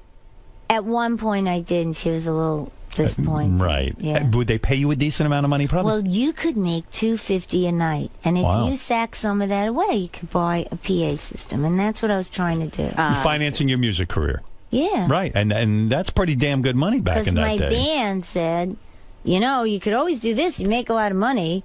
And sometimes one of them would come and pick me up from the gig if it was close by. But you said even the men at the topless, but here you are taking off your top and giving them a show, and even the men were rude to you then. They would yell shit out to you, disparaging comments. They'd tell you smelled. Yeah, that would drove me crazy. I mean, that's the worst thing you can say. Then you go back and you try again with, this and, all these cleansers and, It's true. Oh, my God. The lowest thing you could say to a woman is, oh, you smell. I mean, that's such a rude comment. Well, when I was growing up, it was a very sexist time. It always is. But, recently I was at a concert, and it was hip-hop and electronic, all kinds. And this African-American young woman, beautiful songwriter, I guess, and singer, and she came up to me, she thanked me for my work, and she said, especially in this time of rape music. Rape music? Rape music. And I said, what is that? And then all of a sudden I started to think about it. Now think about it. If you're a girl and you're listening to the hip-hop and they're talking about your pussy's wet and it's all this assaultive talk. Yes. It's rape music for her. For me, I shut it down. Well, it encourages men to think of women as, disposable. Well, it's the suits, the heads of the company. They won't put out anything else. Right. Ask the young rappers. They'll tell you. Right. If you write about sex and drugs and violence, and then that's then you get play. But I mean, I focus on men in your life because all of your early experiences, you describe in the book. You went hitchhiking. That's how you got. Everyone back in the day used to hitchhike. One guy wouldn't let you out of the car, and you had to blow him to get out of the car. Oh my God! I mean, that's got to be the lowest fucking scary situation. I mean. Listen, I don't look know how unprotected you were. I'm alive. Yeah, exactly. I think I always had a guardian angel. Where were you hitchhiking that something horrible like this happened? I just wanted to get to a job interview because I couldn't get there. All alone? You decide to stick out the thumb and I'm going to get to someplace? Yeah. Yeah. And you get in a car, you're an attractive woman, and boom, bam, boom, the guy's threatening your life, right? Well, what are you going to do? So I survived. And then I went on the interview. I didn't do too well. Did you go to the police about what happened, or you just said, hey? I hitchhiked, so I guess it was my fault. Oh, come on. Do you believe that? At that time, yeah. But do you still believe that it's your fault? I don't think you're supposed to hitchhike. I think but you would still... Wouldn't you turn him in today? I've hitchhiked in my life. Did it happen to you? And you know what? It's always a bit... You know what happened to me? I was hitchhiking in Arizona with a girl I knew. And these local guys picked us up, and they were into guns. They had guns. And they pull over on the side of the road, and they start firing off their guns into the cactus. They shoot up the cactus. And I'm like, oh, my God, what the fuck is going on here? I didn't know from guns. And you're with this girl. And I'm with this girl, and I'm like, and nothing inappropriate or weird happened, but I just remember feeling very unsafe. I mean, the situations we put ourselves in as kids, because we didn't know any better, it was a naivete, it was an innocence. But now you should know, don't hitch. Well, I think people do know. And if somebody does something like that to you, you call the cops. But don't you come out of this all, Cindy, thinking, God, I didn't have a father who protected me. I didn't have a mother who really protected me. She might have been a nice woman. No, okay, listen, I'm not saying anything bad, but she really wasn't there. Herself. No, she That's was what I'm saying. there. And you didn't have a strong role model. Your mother didn't stand up. Well, she tried to put us in a convent. She stood up to him all the time. She got her butt kicked. She put us in a convent for a while to protect us too. Is your mom still alive? Yeah, she was in all my videos, Howard. What do I know? Well, you should. But your dad died, your biological father who abandoned you at 5. And you said you feel bad sometimes that you didn't sell out as a recording artist because you would have had a lot more money and you could have afforded at that time to pay for your father's hospital care. Right? You say that in the book. Well, for all of them. Just to take care of everybody. Why would you want to take care of this man who left you when you were 5? I think that's beautiful. Howard. What? Tell me. Explain it to me. It's your father. Your father who left you when you were 5? He had a divorce. He left the house. But why couldn't he visit you? He did visit He did? us. Was he good to you? Did he pay child support? Yeah, but I'm saying, did he protect you from... He didn't know. That's what I'm talking about. Because it was never a good time to tell him. And so he stayed in your life? Yeah, of course he did. Okay. Yeah, he paid child support. Yeah. Well, it wasn't a lot, but you know, who knows he helped back out? then. Yeah. So you felt bad because if I had more money, I could have taken care of my father. Well, yeah, my whole family. I got the sense that you felt unprotected for some reason. When I look at that situation... Well, you know, you with people who really can't take care, protect themselves. It's an odd way, I think I'm grateful that I was born into a situation that gave me great insight, because now when I sing or if I write about You have real pain. No, I have real understanding about what real people go through. But I mean, you can't just dismiss people as the 47%. Yeah. That's right. I agree with that. And it just seems the whole thing with men, too. I mean, one boyfriend of yours gave you hepatitis.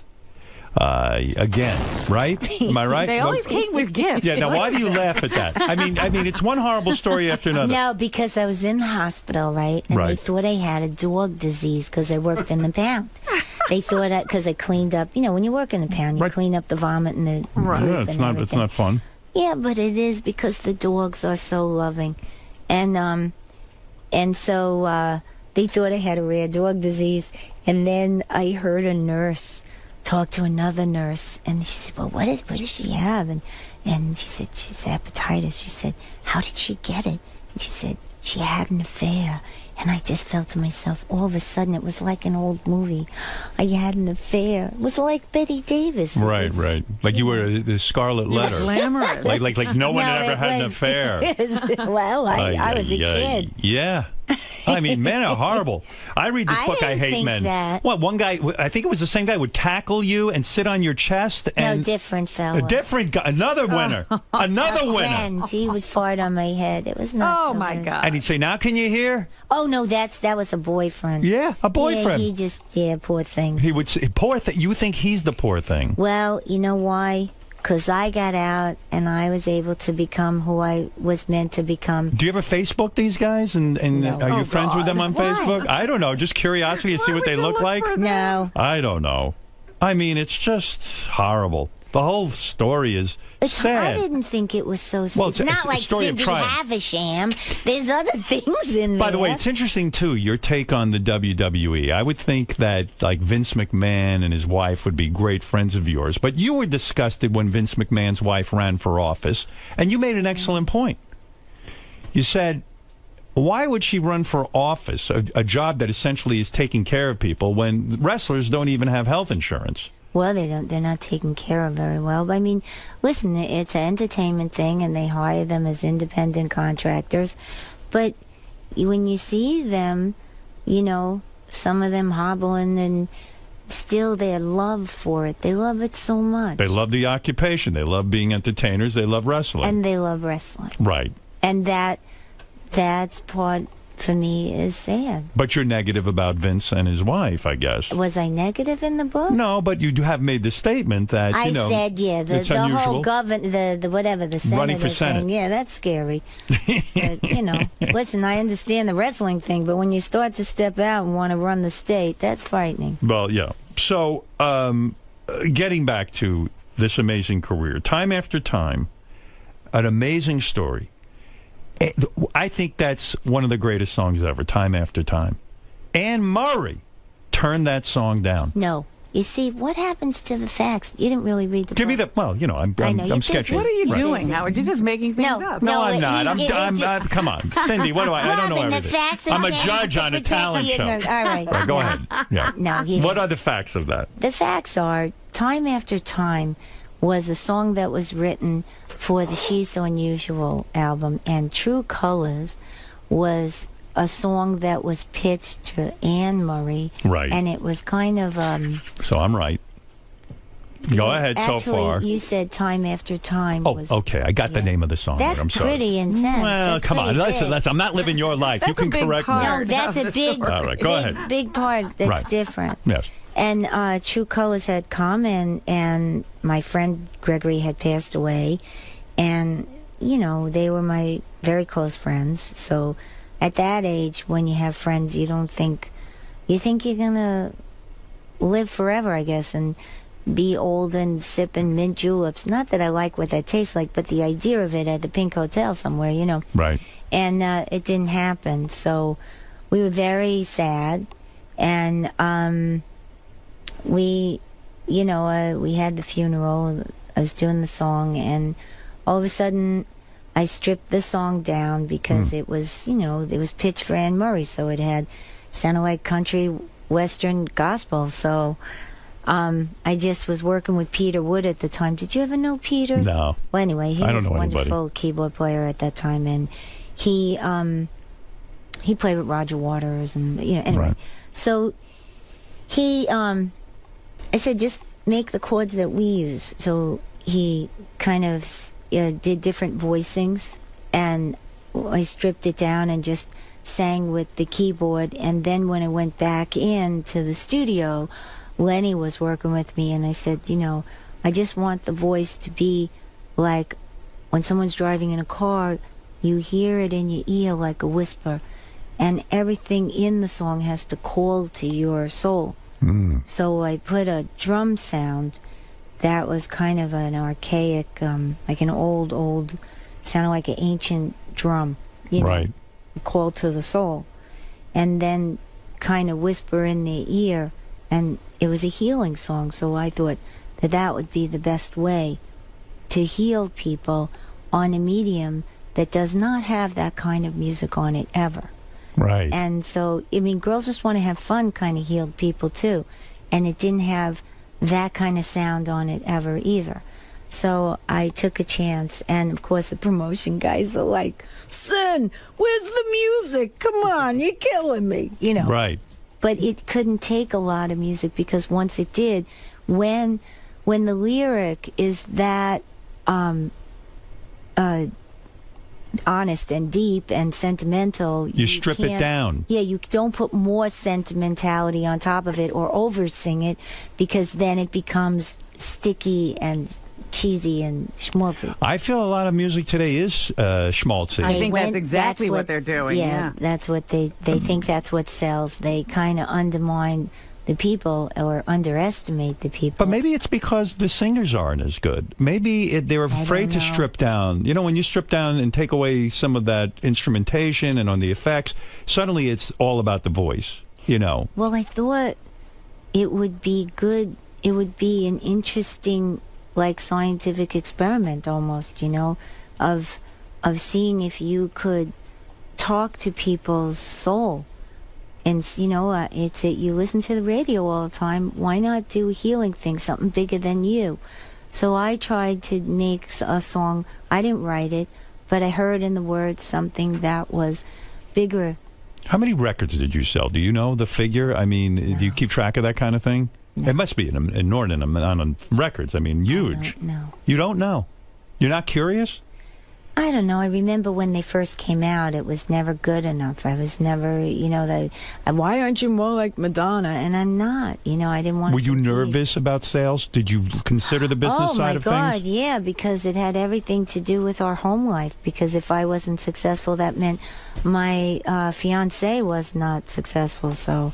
You felt that pressure. You were carrying everyone on your back, so to speak. I mean, a little, yeah. That's a lot of pressure to go through. That's probably a lot of pressure on a relationship. Where you feel like, gee, is he here for me? Or if I screw this up, is everyone going to abandon me? Don't you think some of that goes on? I didn't think about the abandonment thing. I just felt about making people unhappy.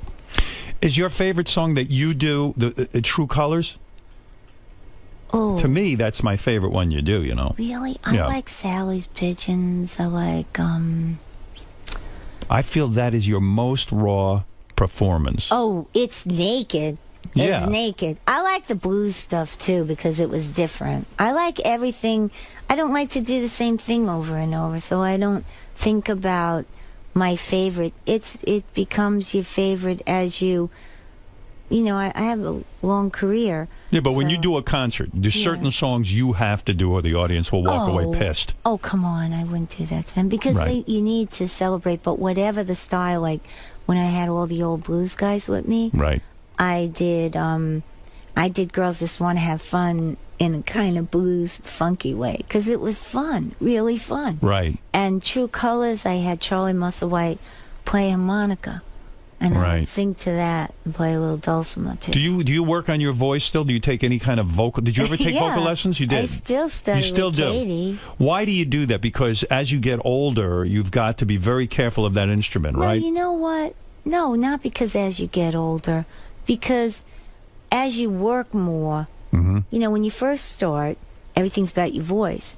So you go to your vocal lessons or you do your voice, or you make sure you're not doing promotion and touring at the same time. Everything is about you're a singer. But is it fatiguing worrying about your voice all the time? Do you constantly do you keep your voice at a very low tone? No. Can you go to a game and scream and yell and not worry your voice is going to get wrecked? I don't know if I would want to scream and yell. I went back to Katie after a while because I did The Apprentice. I felt like it really messed up my voice. There was everything like environmental stuff that irritated my throat and too much talking. But don't you think that's a little bit of lead singer disease? They always talk about lead singer disease, LSD, lead singer disease. What is that? That the lead singers are neurotic about their voice. Of course they are. They've got to work. That's all there is. But I mean, oh my God, when you say to a non-performer, oh, the environment, it's polluting my voice, it's changing my voice, I can't raise, I need a day of vocal rest, I need 2 days of vocal... Everything revolves around that voice. Isn't it great? But nowadays it's not... It hasn't been like that. I have, unfortunately...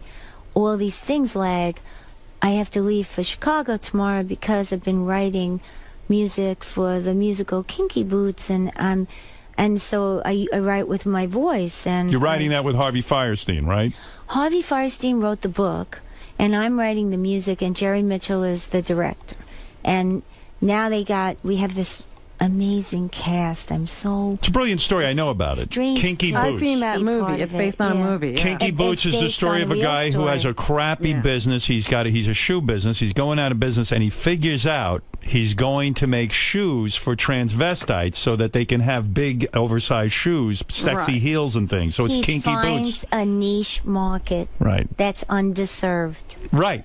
And it's fascinating. And so you wrote the music, and that's going to be a play that I guess eventually will make its way to Broadway, right? It's going to be at the Hirschfield Theater, and I guess the previews are in March. And right now it's previewing in Chicago, and I'm going to go there tomorrow to still adjust the music. And, because we have these performers, like you write the song, but then you get these wonderful people who, it's like a dress. You can't just put on a dress. You got to have it fitted to you. So, Billy Porter is Lola, and Stark Sands is Charlie, and you have this wonderful supporting cast of people. I tell you, Hey, will you be in? You're in the show. I'm not in. You're not at all in it at all. I'm writing. You just wrote the music. Yeah. Big bucks in this kind of thing, or no? I don't know. What do you mean you don't know? You act like you don't know, but you know. Are you a wealthy woman? Are you a very wealthy woman? No. You are not. Why is that? You're a recognized name. You're a big star. You were in movies. You made music. You did it all. How are you not a wealthy woman? Well, I never got the big deals that a lot of people got. Who are we talking about? Like a Madonna type deal? Well, no, like when they were doing those deals where they'd sign a person for multimedia, and I was never, like, no matter what. I think my representation was really bad for a minute, for a while. But when you had all these when you were top in the charts, don't you go out on tour and then sock it in? Isn't that the plan? I thought I was, but I wouldn't let them, I wouldn't sell out, and I wouldn't like invest in things that I thought was wrecking the rainforest, and I didn't want. What do you mean you wouldn't sell out? You mean you wouldn't? Well, like, in the beginning, Howard, you didn't accept any kind of sponsorship from a corporation, right? Because if you did, that was kind of it wasn't cool. Yeah, and right after me, everyone sold out. Went corporate. Well, the Stones, I remember, then started taking... corporate. They went corporate. Very corporate. Corporations started sponsoring a lot of tours. You're right. Yeah. And then, so I said, okay, well, what about if we go to Kodak and ask Kodak if they'd sponsor the True Colors tour, because the song True Colors and all the color we use... ties in. And they said no. And then afterwards, when my tour was over, they went to Billy Steinberg and Tom Kelly and asked them to use the song, and they must have heard me sing it live because they sang it a cappella. Right. So they got a little kid to sing it a cappella live for them, for their commercial. And you didn't get it? No. Ay vey.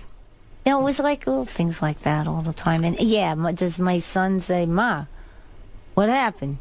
Does your son understand who you are? How old is your son now? Oh, he understands. He's 15. He's in the reality show with me and David. When he, that's kind of... Is it hard on your ego when the kid starts in with you? Yeah, I mean, come on, you're a big star. Can I tell you something? You have kids. Of course. Yeah. No.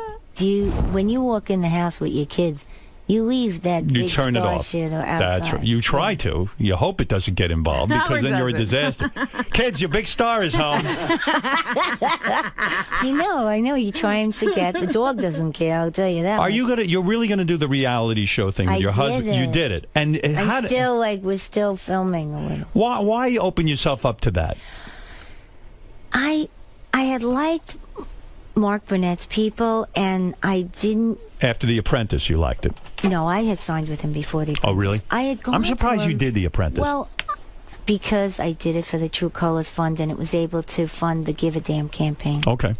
And I think I helped a lot of people with the Give a Damn campaign, with the help of the people that worked with me. But we worked hard to try and help people. But was it a positive experience doing The Apprentice, or did you hate most of the people? I didn't hate the people, no. You don't get along with a lot of people, true? No. Didn't you meet Bruce Springsteen at some point in your career and it went horribly? I love But didn't it go terribly? Wasn't the story that you... I went to a horrible Seder. You went to a Seder? It wasn't... A showbiz Seder? Yeah, that was bad. And what happened? Bruce was there? No, all these people were at this table, and it was so awful. They were the people I could never... I didn't even want to talk. Because what was I going to say? Wait a second. Nobody to talk to. Back up. You were invited to Walter Yetnikoff's house. Yeah, no. Was it not at Walter's? No, Where it was was at this restaurant where they had all these tables, and everybody was going to, what they call it, mishpucha? What does that mean? Family. Yeah, so everybody was going to be mishpucha, and we were all supposed to sit there. It was Easter Sunday, and we're eating stuff. I don't know. No, why were you uncomfortable? Were good. The potato if Bruce Springsteen is there... He wasn't sitting with me, hon. All right, but he's in the room. He comes in. I went up to him and his new wife at the time. Julianne Phillips. That wasn't going good. Right. And I said, oh, my God. I'm so glad you guys are here. It was really rough. I'm sitting at that table. I couldn't talk to anybody. And the women only talk when they're spoken to. And when they do talk, they only talk. They're so fearful. They only talk about their husbands. There's nothing to say to anybody. There's Pia Isadora and her husband who does the female wrestling and thanks me. And you ever watch his show? All he does is the crotch shots. I was like... I can't even, you can't imagine. And she turned around and looked at me, she said, I know what you mean. And then Bruce looked at me and gave me a dirty look. And I'm thinking in my heart sank and broke in a million pieces, because I remember Rosalita and making beds when I was a housekeeper. You thought you had a soulmate in Bruce and he would understand you. And he looked at me like that, and I'm thinking, 𝗛𝗄𝗿𝗍𝗿. 𝗛𝗄𝗿𝗍𝗿. He's actually... So in other words... I had met him a time before, and he was really nice. That's why it was so surprising. In other words, you felt Bruce, out of all the people in the room, would understand the awkwardness and the tension in the room for you. He's a rocker. And yet he looked at you like, how dare you? Yeah. He left you out there. He was like, this woman, I don't know what the fuck she's talking about. Yeah, then I felt like 𝗛𝗄𝗿𝗍𝗿. Yeah. And then, you know, I became... Maybe Bruce thought you were being disrespectful. You should get into the spirit of the thing, try to have some fun, and not turn everything into drama. There's some really fabulous satyrs, and that wasn't one of them. Was Bruce wearing a yarmulke? No. He was not. He's in a leather jacket. He was dressed as a rocker. But he was acting corporate. He was playing I don't know. He was strange. But you will never work with Jessica Simpson again. After you worked with her on the Divas special, you were... So you watch Bravo, huh? Well, come on. Why not? What happened there with Jessica Simpson? No, she's all right. She's, you know, she's not your type of person. She's not my type of talent either. Did you get along with everyone on The Apprentice show? I tried. You didn't, did you? I love Sharon. When are you going to learn to play with others? You love Sharon Osbourne. I love her. Well, she's terrific. And they didn't even afford her. They'd be talking about our business like we weren't there and we didn't know about our business. We knew more about our business than those guys dreamt about. Because a lot of times men who run the business don't like to hear... these were women. Other women? I wanted to be friends with this one of them because her hair was so awesome. Yeah. And the more I tried... You don't connect well with some people. And listen, that's life. No. I don't connect so well with people either. High school never stops. When you think outside the box, it ain't just your clothes. Because I tried to fit in. Did kids make fun of you in high school? In high school, a little bit, yeah. Why, you dressed differently? Were you original? No, I just, at one point, I checked out. You checked out? I couldn't take it. I hated it. When you were doing your topless dancing, why did you choose the name Carrot? Carrot Top? Carrot Top. Because my hair was red. I see. And it didn't matter. He just made up any old name. I wish I could have seen you topless dance. I would have been honored. Of course. Don't you have a table at Scores? I don't have a table at Scores, but I'm going to get one very soon. Is it true Annie Leibovitz shot did a nude photo shoot with you? Where is that? Where can I look that up on the internet? Oh, I got all of them. You have them all? But I don't know where they are now. Is that true? Annie says to you, hey, Cindy. No, I said, because I wanted to make art, and she was such an artist. She is. And I thought, we can make art, you know? Like John and Yoko, you know, I wanted to make art. Right. And, you know, that didn't... What happened? You hated the pictures? No, I didn't. Yeah, it was kind of dopey. She wasn't at her best. And then we did the True Colors album. Right. And that was beautiful. But the nude thing was an attempt... That was nude. And so you said to her, Annie, I want these pictures. You give them to me. Those. No, the record company, the people at the record company just gave them to me. They did. Because they owned them. Yeah. That was nice. Hey, that's nice. Yeah, you got those under your control. Yeah, because who the hell, you can't use them for anything. I want to see those. I want to see what happened when you try to make art. I have a feeling it was too pornographic. No, it wasn't. No? Why didn't you like them? You just didn't like the way your body looked? Yeah, they weren't, it was okay. It wasn't great. There was no art. Well, it was trying, but we didn't make... They didn't achieve art. Yeah, they made an attempt. Yeah. Yeah. Bob Dylan, when you met him... I love Bob Dylan. I thought you were... I kind of got the vibe maybe you were disappointed because he said to you, you're not one of those bra burners, are you? Yeah, and I was like, yeah, card carrying. But I said, you know, listen, I said, being a woman, I would think I got to be concerned. If I'm not concerned about my civil liberties, who else will be? And he turned around and said, yeah, And I'm thinking, I didn't say anything. What a conversation. I didn't. Well, you know why? It was one of, listen, if you think that I got tortured because in your heyday, when you first become famous, everybody's really nice, phony, not phony. Right. And then later on, they like to give you the old, knife in the back. Knife in the back. And then, everybody goes through it. And maybe they were treating Dylan in those days not like he should have been treated. But isn't it amazing when you meet some of because you're in the position you're in and you're a great artist. Meet them. But isn't Don't it meet amazing? your heroes. Yeah, right. Yeah. That's what I was going to say. Isn't it amazing when you finally meet your heroes? They're just people. And do you ever say to yourself, how could that guy have written those songs? He's not that deep, and he doesn't seem to have simpatico. No, he is deep. The problem was when he was growing up, the civil rights movement did not include women. He did not understand that women also needed to be free. And people today still think, well, what's wrong? They got everything. Yeah, you can't get paid the same. There's a glass ceiling. You have to know your place. But don't you find it amazing that some of the guys who have written some of the greatest love songs and beautiful, insightful lyrics are usually sometimes big assholes, right? Well, sometimes they were born in the wrong generation. Is that it? But how can they be so very forgiving. How could they be? But Cindy, how could they be so evolved? They're not. But how do they come up with those brilliant lyrics if they don't? Because sometimes the best part of people is in their work. Like Picasso. Right. He was a real shit. He was horrible. He was a shit? He was Picasso? a shit. He was awful to women. Was he? How do I know that? I mean, I don't know. Don't you know history? God. Cindy, look at me. Do I look like your I know history? I read comic books my entire life. But Howard, what you're history do I know? talking to all these people. You gotta know. People aren't interested in He never Picasso. talked to They want to hear Picasso. dick jokes. You know that. Okay. You What would can I love tell you? Picasso. All right. So buy my book, but there's no jokes like that. All right. So you love...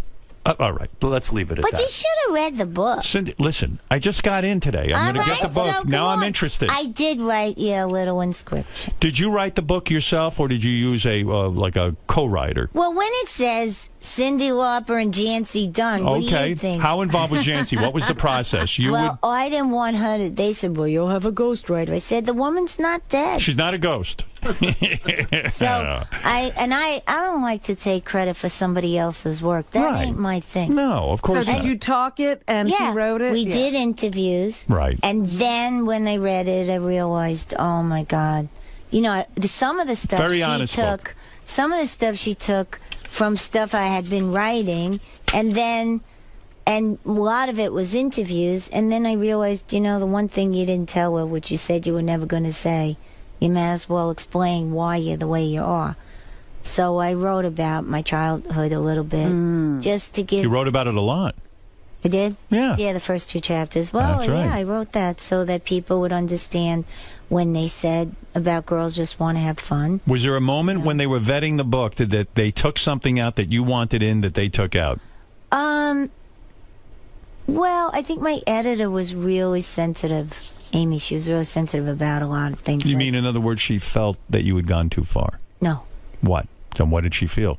No, she was editing stuff, but I said, listen, if you're going to edit stuff, you have to have all this other stuff so that it's not just a tell-all book. You don't want to make a tell-all book. No. You want to have some insight. Yeah. All right, look, let's get to some interesting things here. Cindy's Sally Pigeons and Springsteen's... I see. Oh, what is this? Cindy, Sally Pigeons, and what is this? I have no idea what that is. I don't know. Cyndi Lauper's book, A Memoir, is in stores now. Yes. That's it? A memoir. That's a memoir. Yeah, I didn't want to call it like, a title of a song. I thought that'd be really corny. And see Cindy, well, don't see her, but the musical Kinky Boots will be something that she wrote, the music. Yeah. Previewing. I had partners with that, too, with the music. Harvey Firestein? No, he didn't write the music. He I had wrote the partners book. in the music. Well, that's what I'm saying, but he's also your partner in the play. I mean, yes, he wrote the play. Is. He's the one that I did it because of him. Right. And usually when he's involved, the thing's a hit, right? Well, he's a wonderful storyteller. The show is called Kinky Boots. For tickets, you go to kinkybootsthemusical.com. Right. And look for Cindy's reality show, Still So Unusual. Yeah, I made him change it to Still So Unusual because I figured beat him to the punch. You are unusual. You are. You're quirky. A little but quirky. that's what makes you interesting and creative.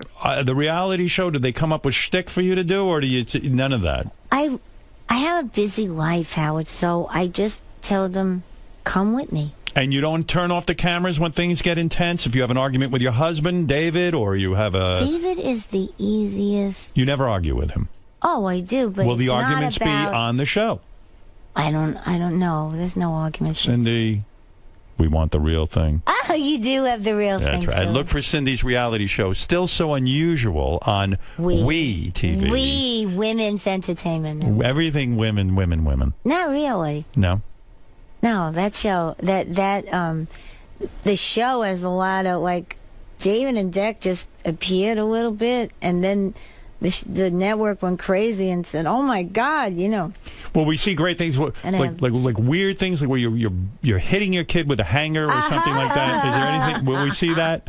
Well, I did the Kentucky Derby, and unfortunately, I dropped the F-bomb, which you could see on YouTube. Well, you know, they didn't tell me it was a live mic. Oh my God! And they kept doing. You know how these parades are. Shame on you. Yeah, and my son then, the F-bomb. Oh, my son turned around and said, "Mom, Dad always says, if you don't curse when it's not important, you won't curse when it is important not to." Your husband's a great guy. I know him. I like him very much. He said to say hello. Please say. Sim. Mas você sabe por que ela tá tomando, né, Dani? Ela já falou que usa aquele programa lá que eu falei. E ela não desinstala? Eu já falei que é aquilo lá. Porque, ó, eu já expliquei pra ela que na época que eu tomava na primária e na secundária, era por causa desse programa. Aí, desde que... Tipo, agora quando eu tomo, é só na principal. Porque eu não tenho mais aquele programa instalado. E ela tem. Eu falei aquele dia na live pra ela. Porque daí, tanto que se eu tomo só na principal. Não tomo em mais nenhuma. Que é porque eu acho que a minha conta deve estar suja. Sei lá, mano. De tanta denúncia, sabe? E daí... Porque na secundária eu nunca mais levei, velho. Eu só levei no Warzone... na época de Almazra. Eu nunca mais levei nessa secundária. Mas não você passou, não. Foi outro. Ô, só se multa no jogo, por gentileza. Eu não consegui entender nada que você falou, porque duplicou. Eu só entendi o fone. Enfim, Dani, fala pra ela desinstalar, porque se ela toma... Sim, porque se ela toma em uma conta, ela vai tomando em todas as outras. Mas não na Logitech, comprei Redragon mesmo. Ah, entendi. Zeus Pro, sei lá o que. Só por causa da RGB, né, Guzula? Lógico, né? Todas as estações, Shadow 1 falando. A nossa mobilização foi autorizada. Eu não duvido. Porque o meu que eu tenho também. O do Lucas não tem RGB, o meu tem. E é tipo a mesma coisa, os dois. Peguem seus paraquedas e tudo mais. Apesar que o dele é diferente. O dele dá pra usar no Play. O meu não daria pra usar. Ah, não, daria, né? Não daria pra usar no controle, né, amor? Porque o seu tem entrada. O seu tem a entrada P2, mas o meu só tem o USB. O meu não desacopla aquela parte do teu 7.1. Igual do teu lá. Pra ir pro controle. Não, eu sei, mas não daria pra conectar no controle. Se fosse longe da TV. Tipo, quando jogava na TV que a gente era obrigado a conectar no controle, não daria certo. Mas eu sei que perde a qualidade, né, conectando no controle.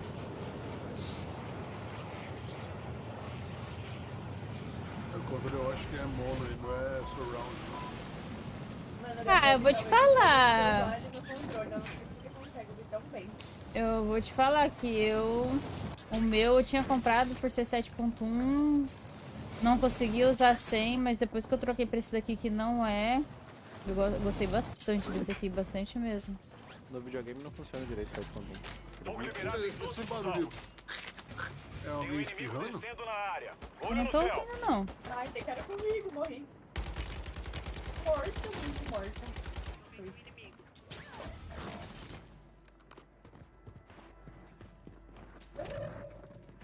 Seu companheiro tá indo pro gulag. Ele vai lutar por uma chance de remobilizar. Estão correndo aqui, feito doido. É, o puto correu aqui de mim. Ele tá aqui dentro, ó. Não tá, não. Onde que ele foi, velho? Esquadrão liberado pra remobilizar. Nossa, que glória pobre de grana, não tinha nada. Chegou aqui. Mandando gás lacrimogêneo!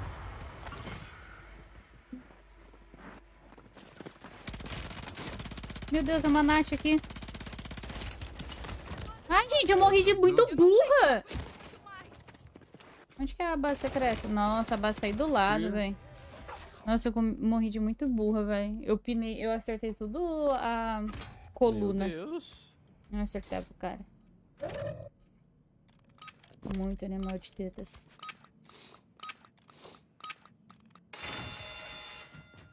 Mata.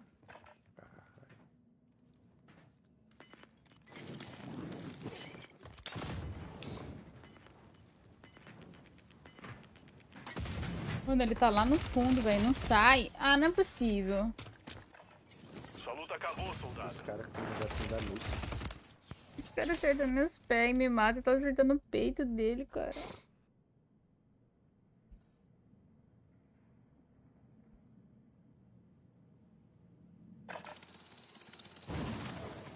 Pássaro marcado.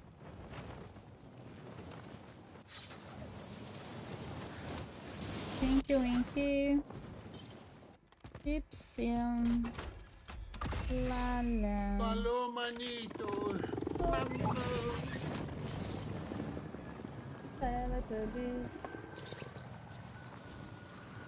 O seu marido aí gostou meio retardado, né, mano? Acho que ele lembra de você. Me ruxaram, mano. Mas já? É o mesmo cara? Tem como. Inimigo chegando na AO. Eles vieram de PQD. Entendido. É, ruxaram tudo. Eita. Ah, como que não morre, mano? Aquela pila na boca dele. Mano, o que esses caras foram fazer aí? Tá revivendo, amor. Reviveu já. Ah, tava sem shield essa piranha. Eita, porra. Eu vou embora, né? Ah, é sem mouse, Dani? Bonitinho.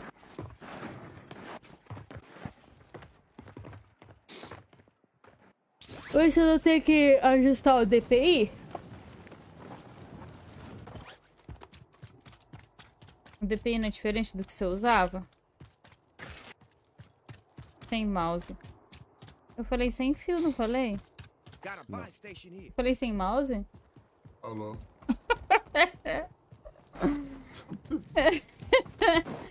Ai, ai, essa é a cabeça de uma mãe, entendeu?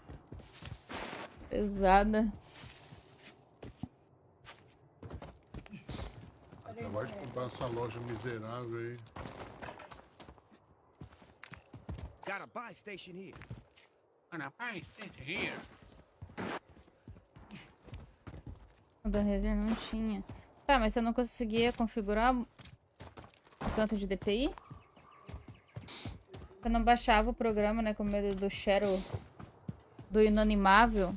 Inominável. Inominável. Ô, amor, você vai ficar me humilhando aqui em live? Licença. Tá se sentindo humilhado, achei. Como é que é? Nossa, eu odeio quando você faz Tem uma isso. caixa de armamento chegando.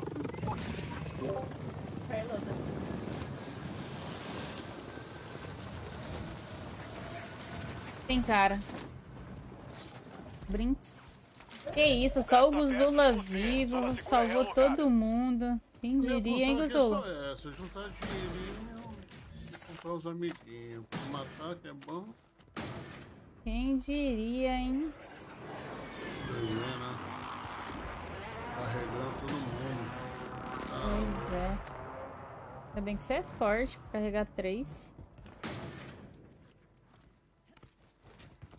Sabia que gordo agora era forte.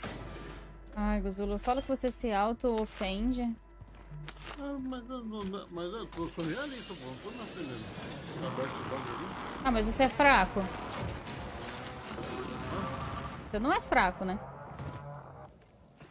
Vocês querem uma caixinha de munições? Ah, vou querer. Report my horse. Olha dado aqui.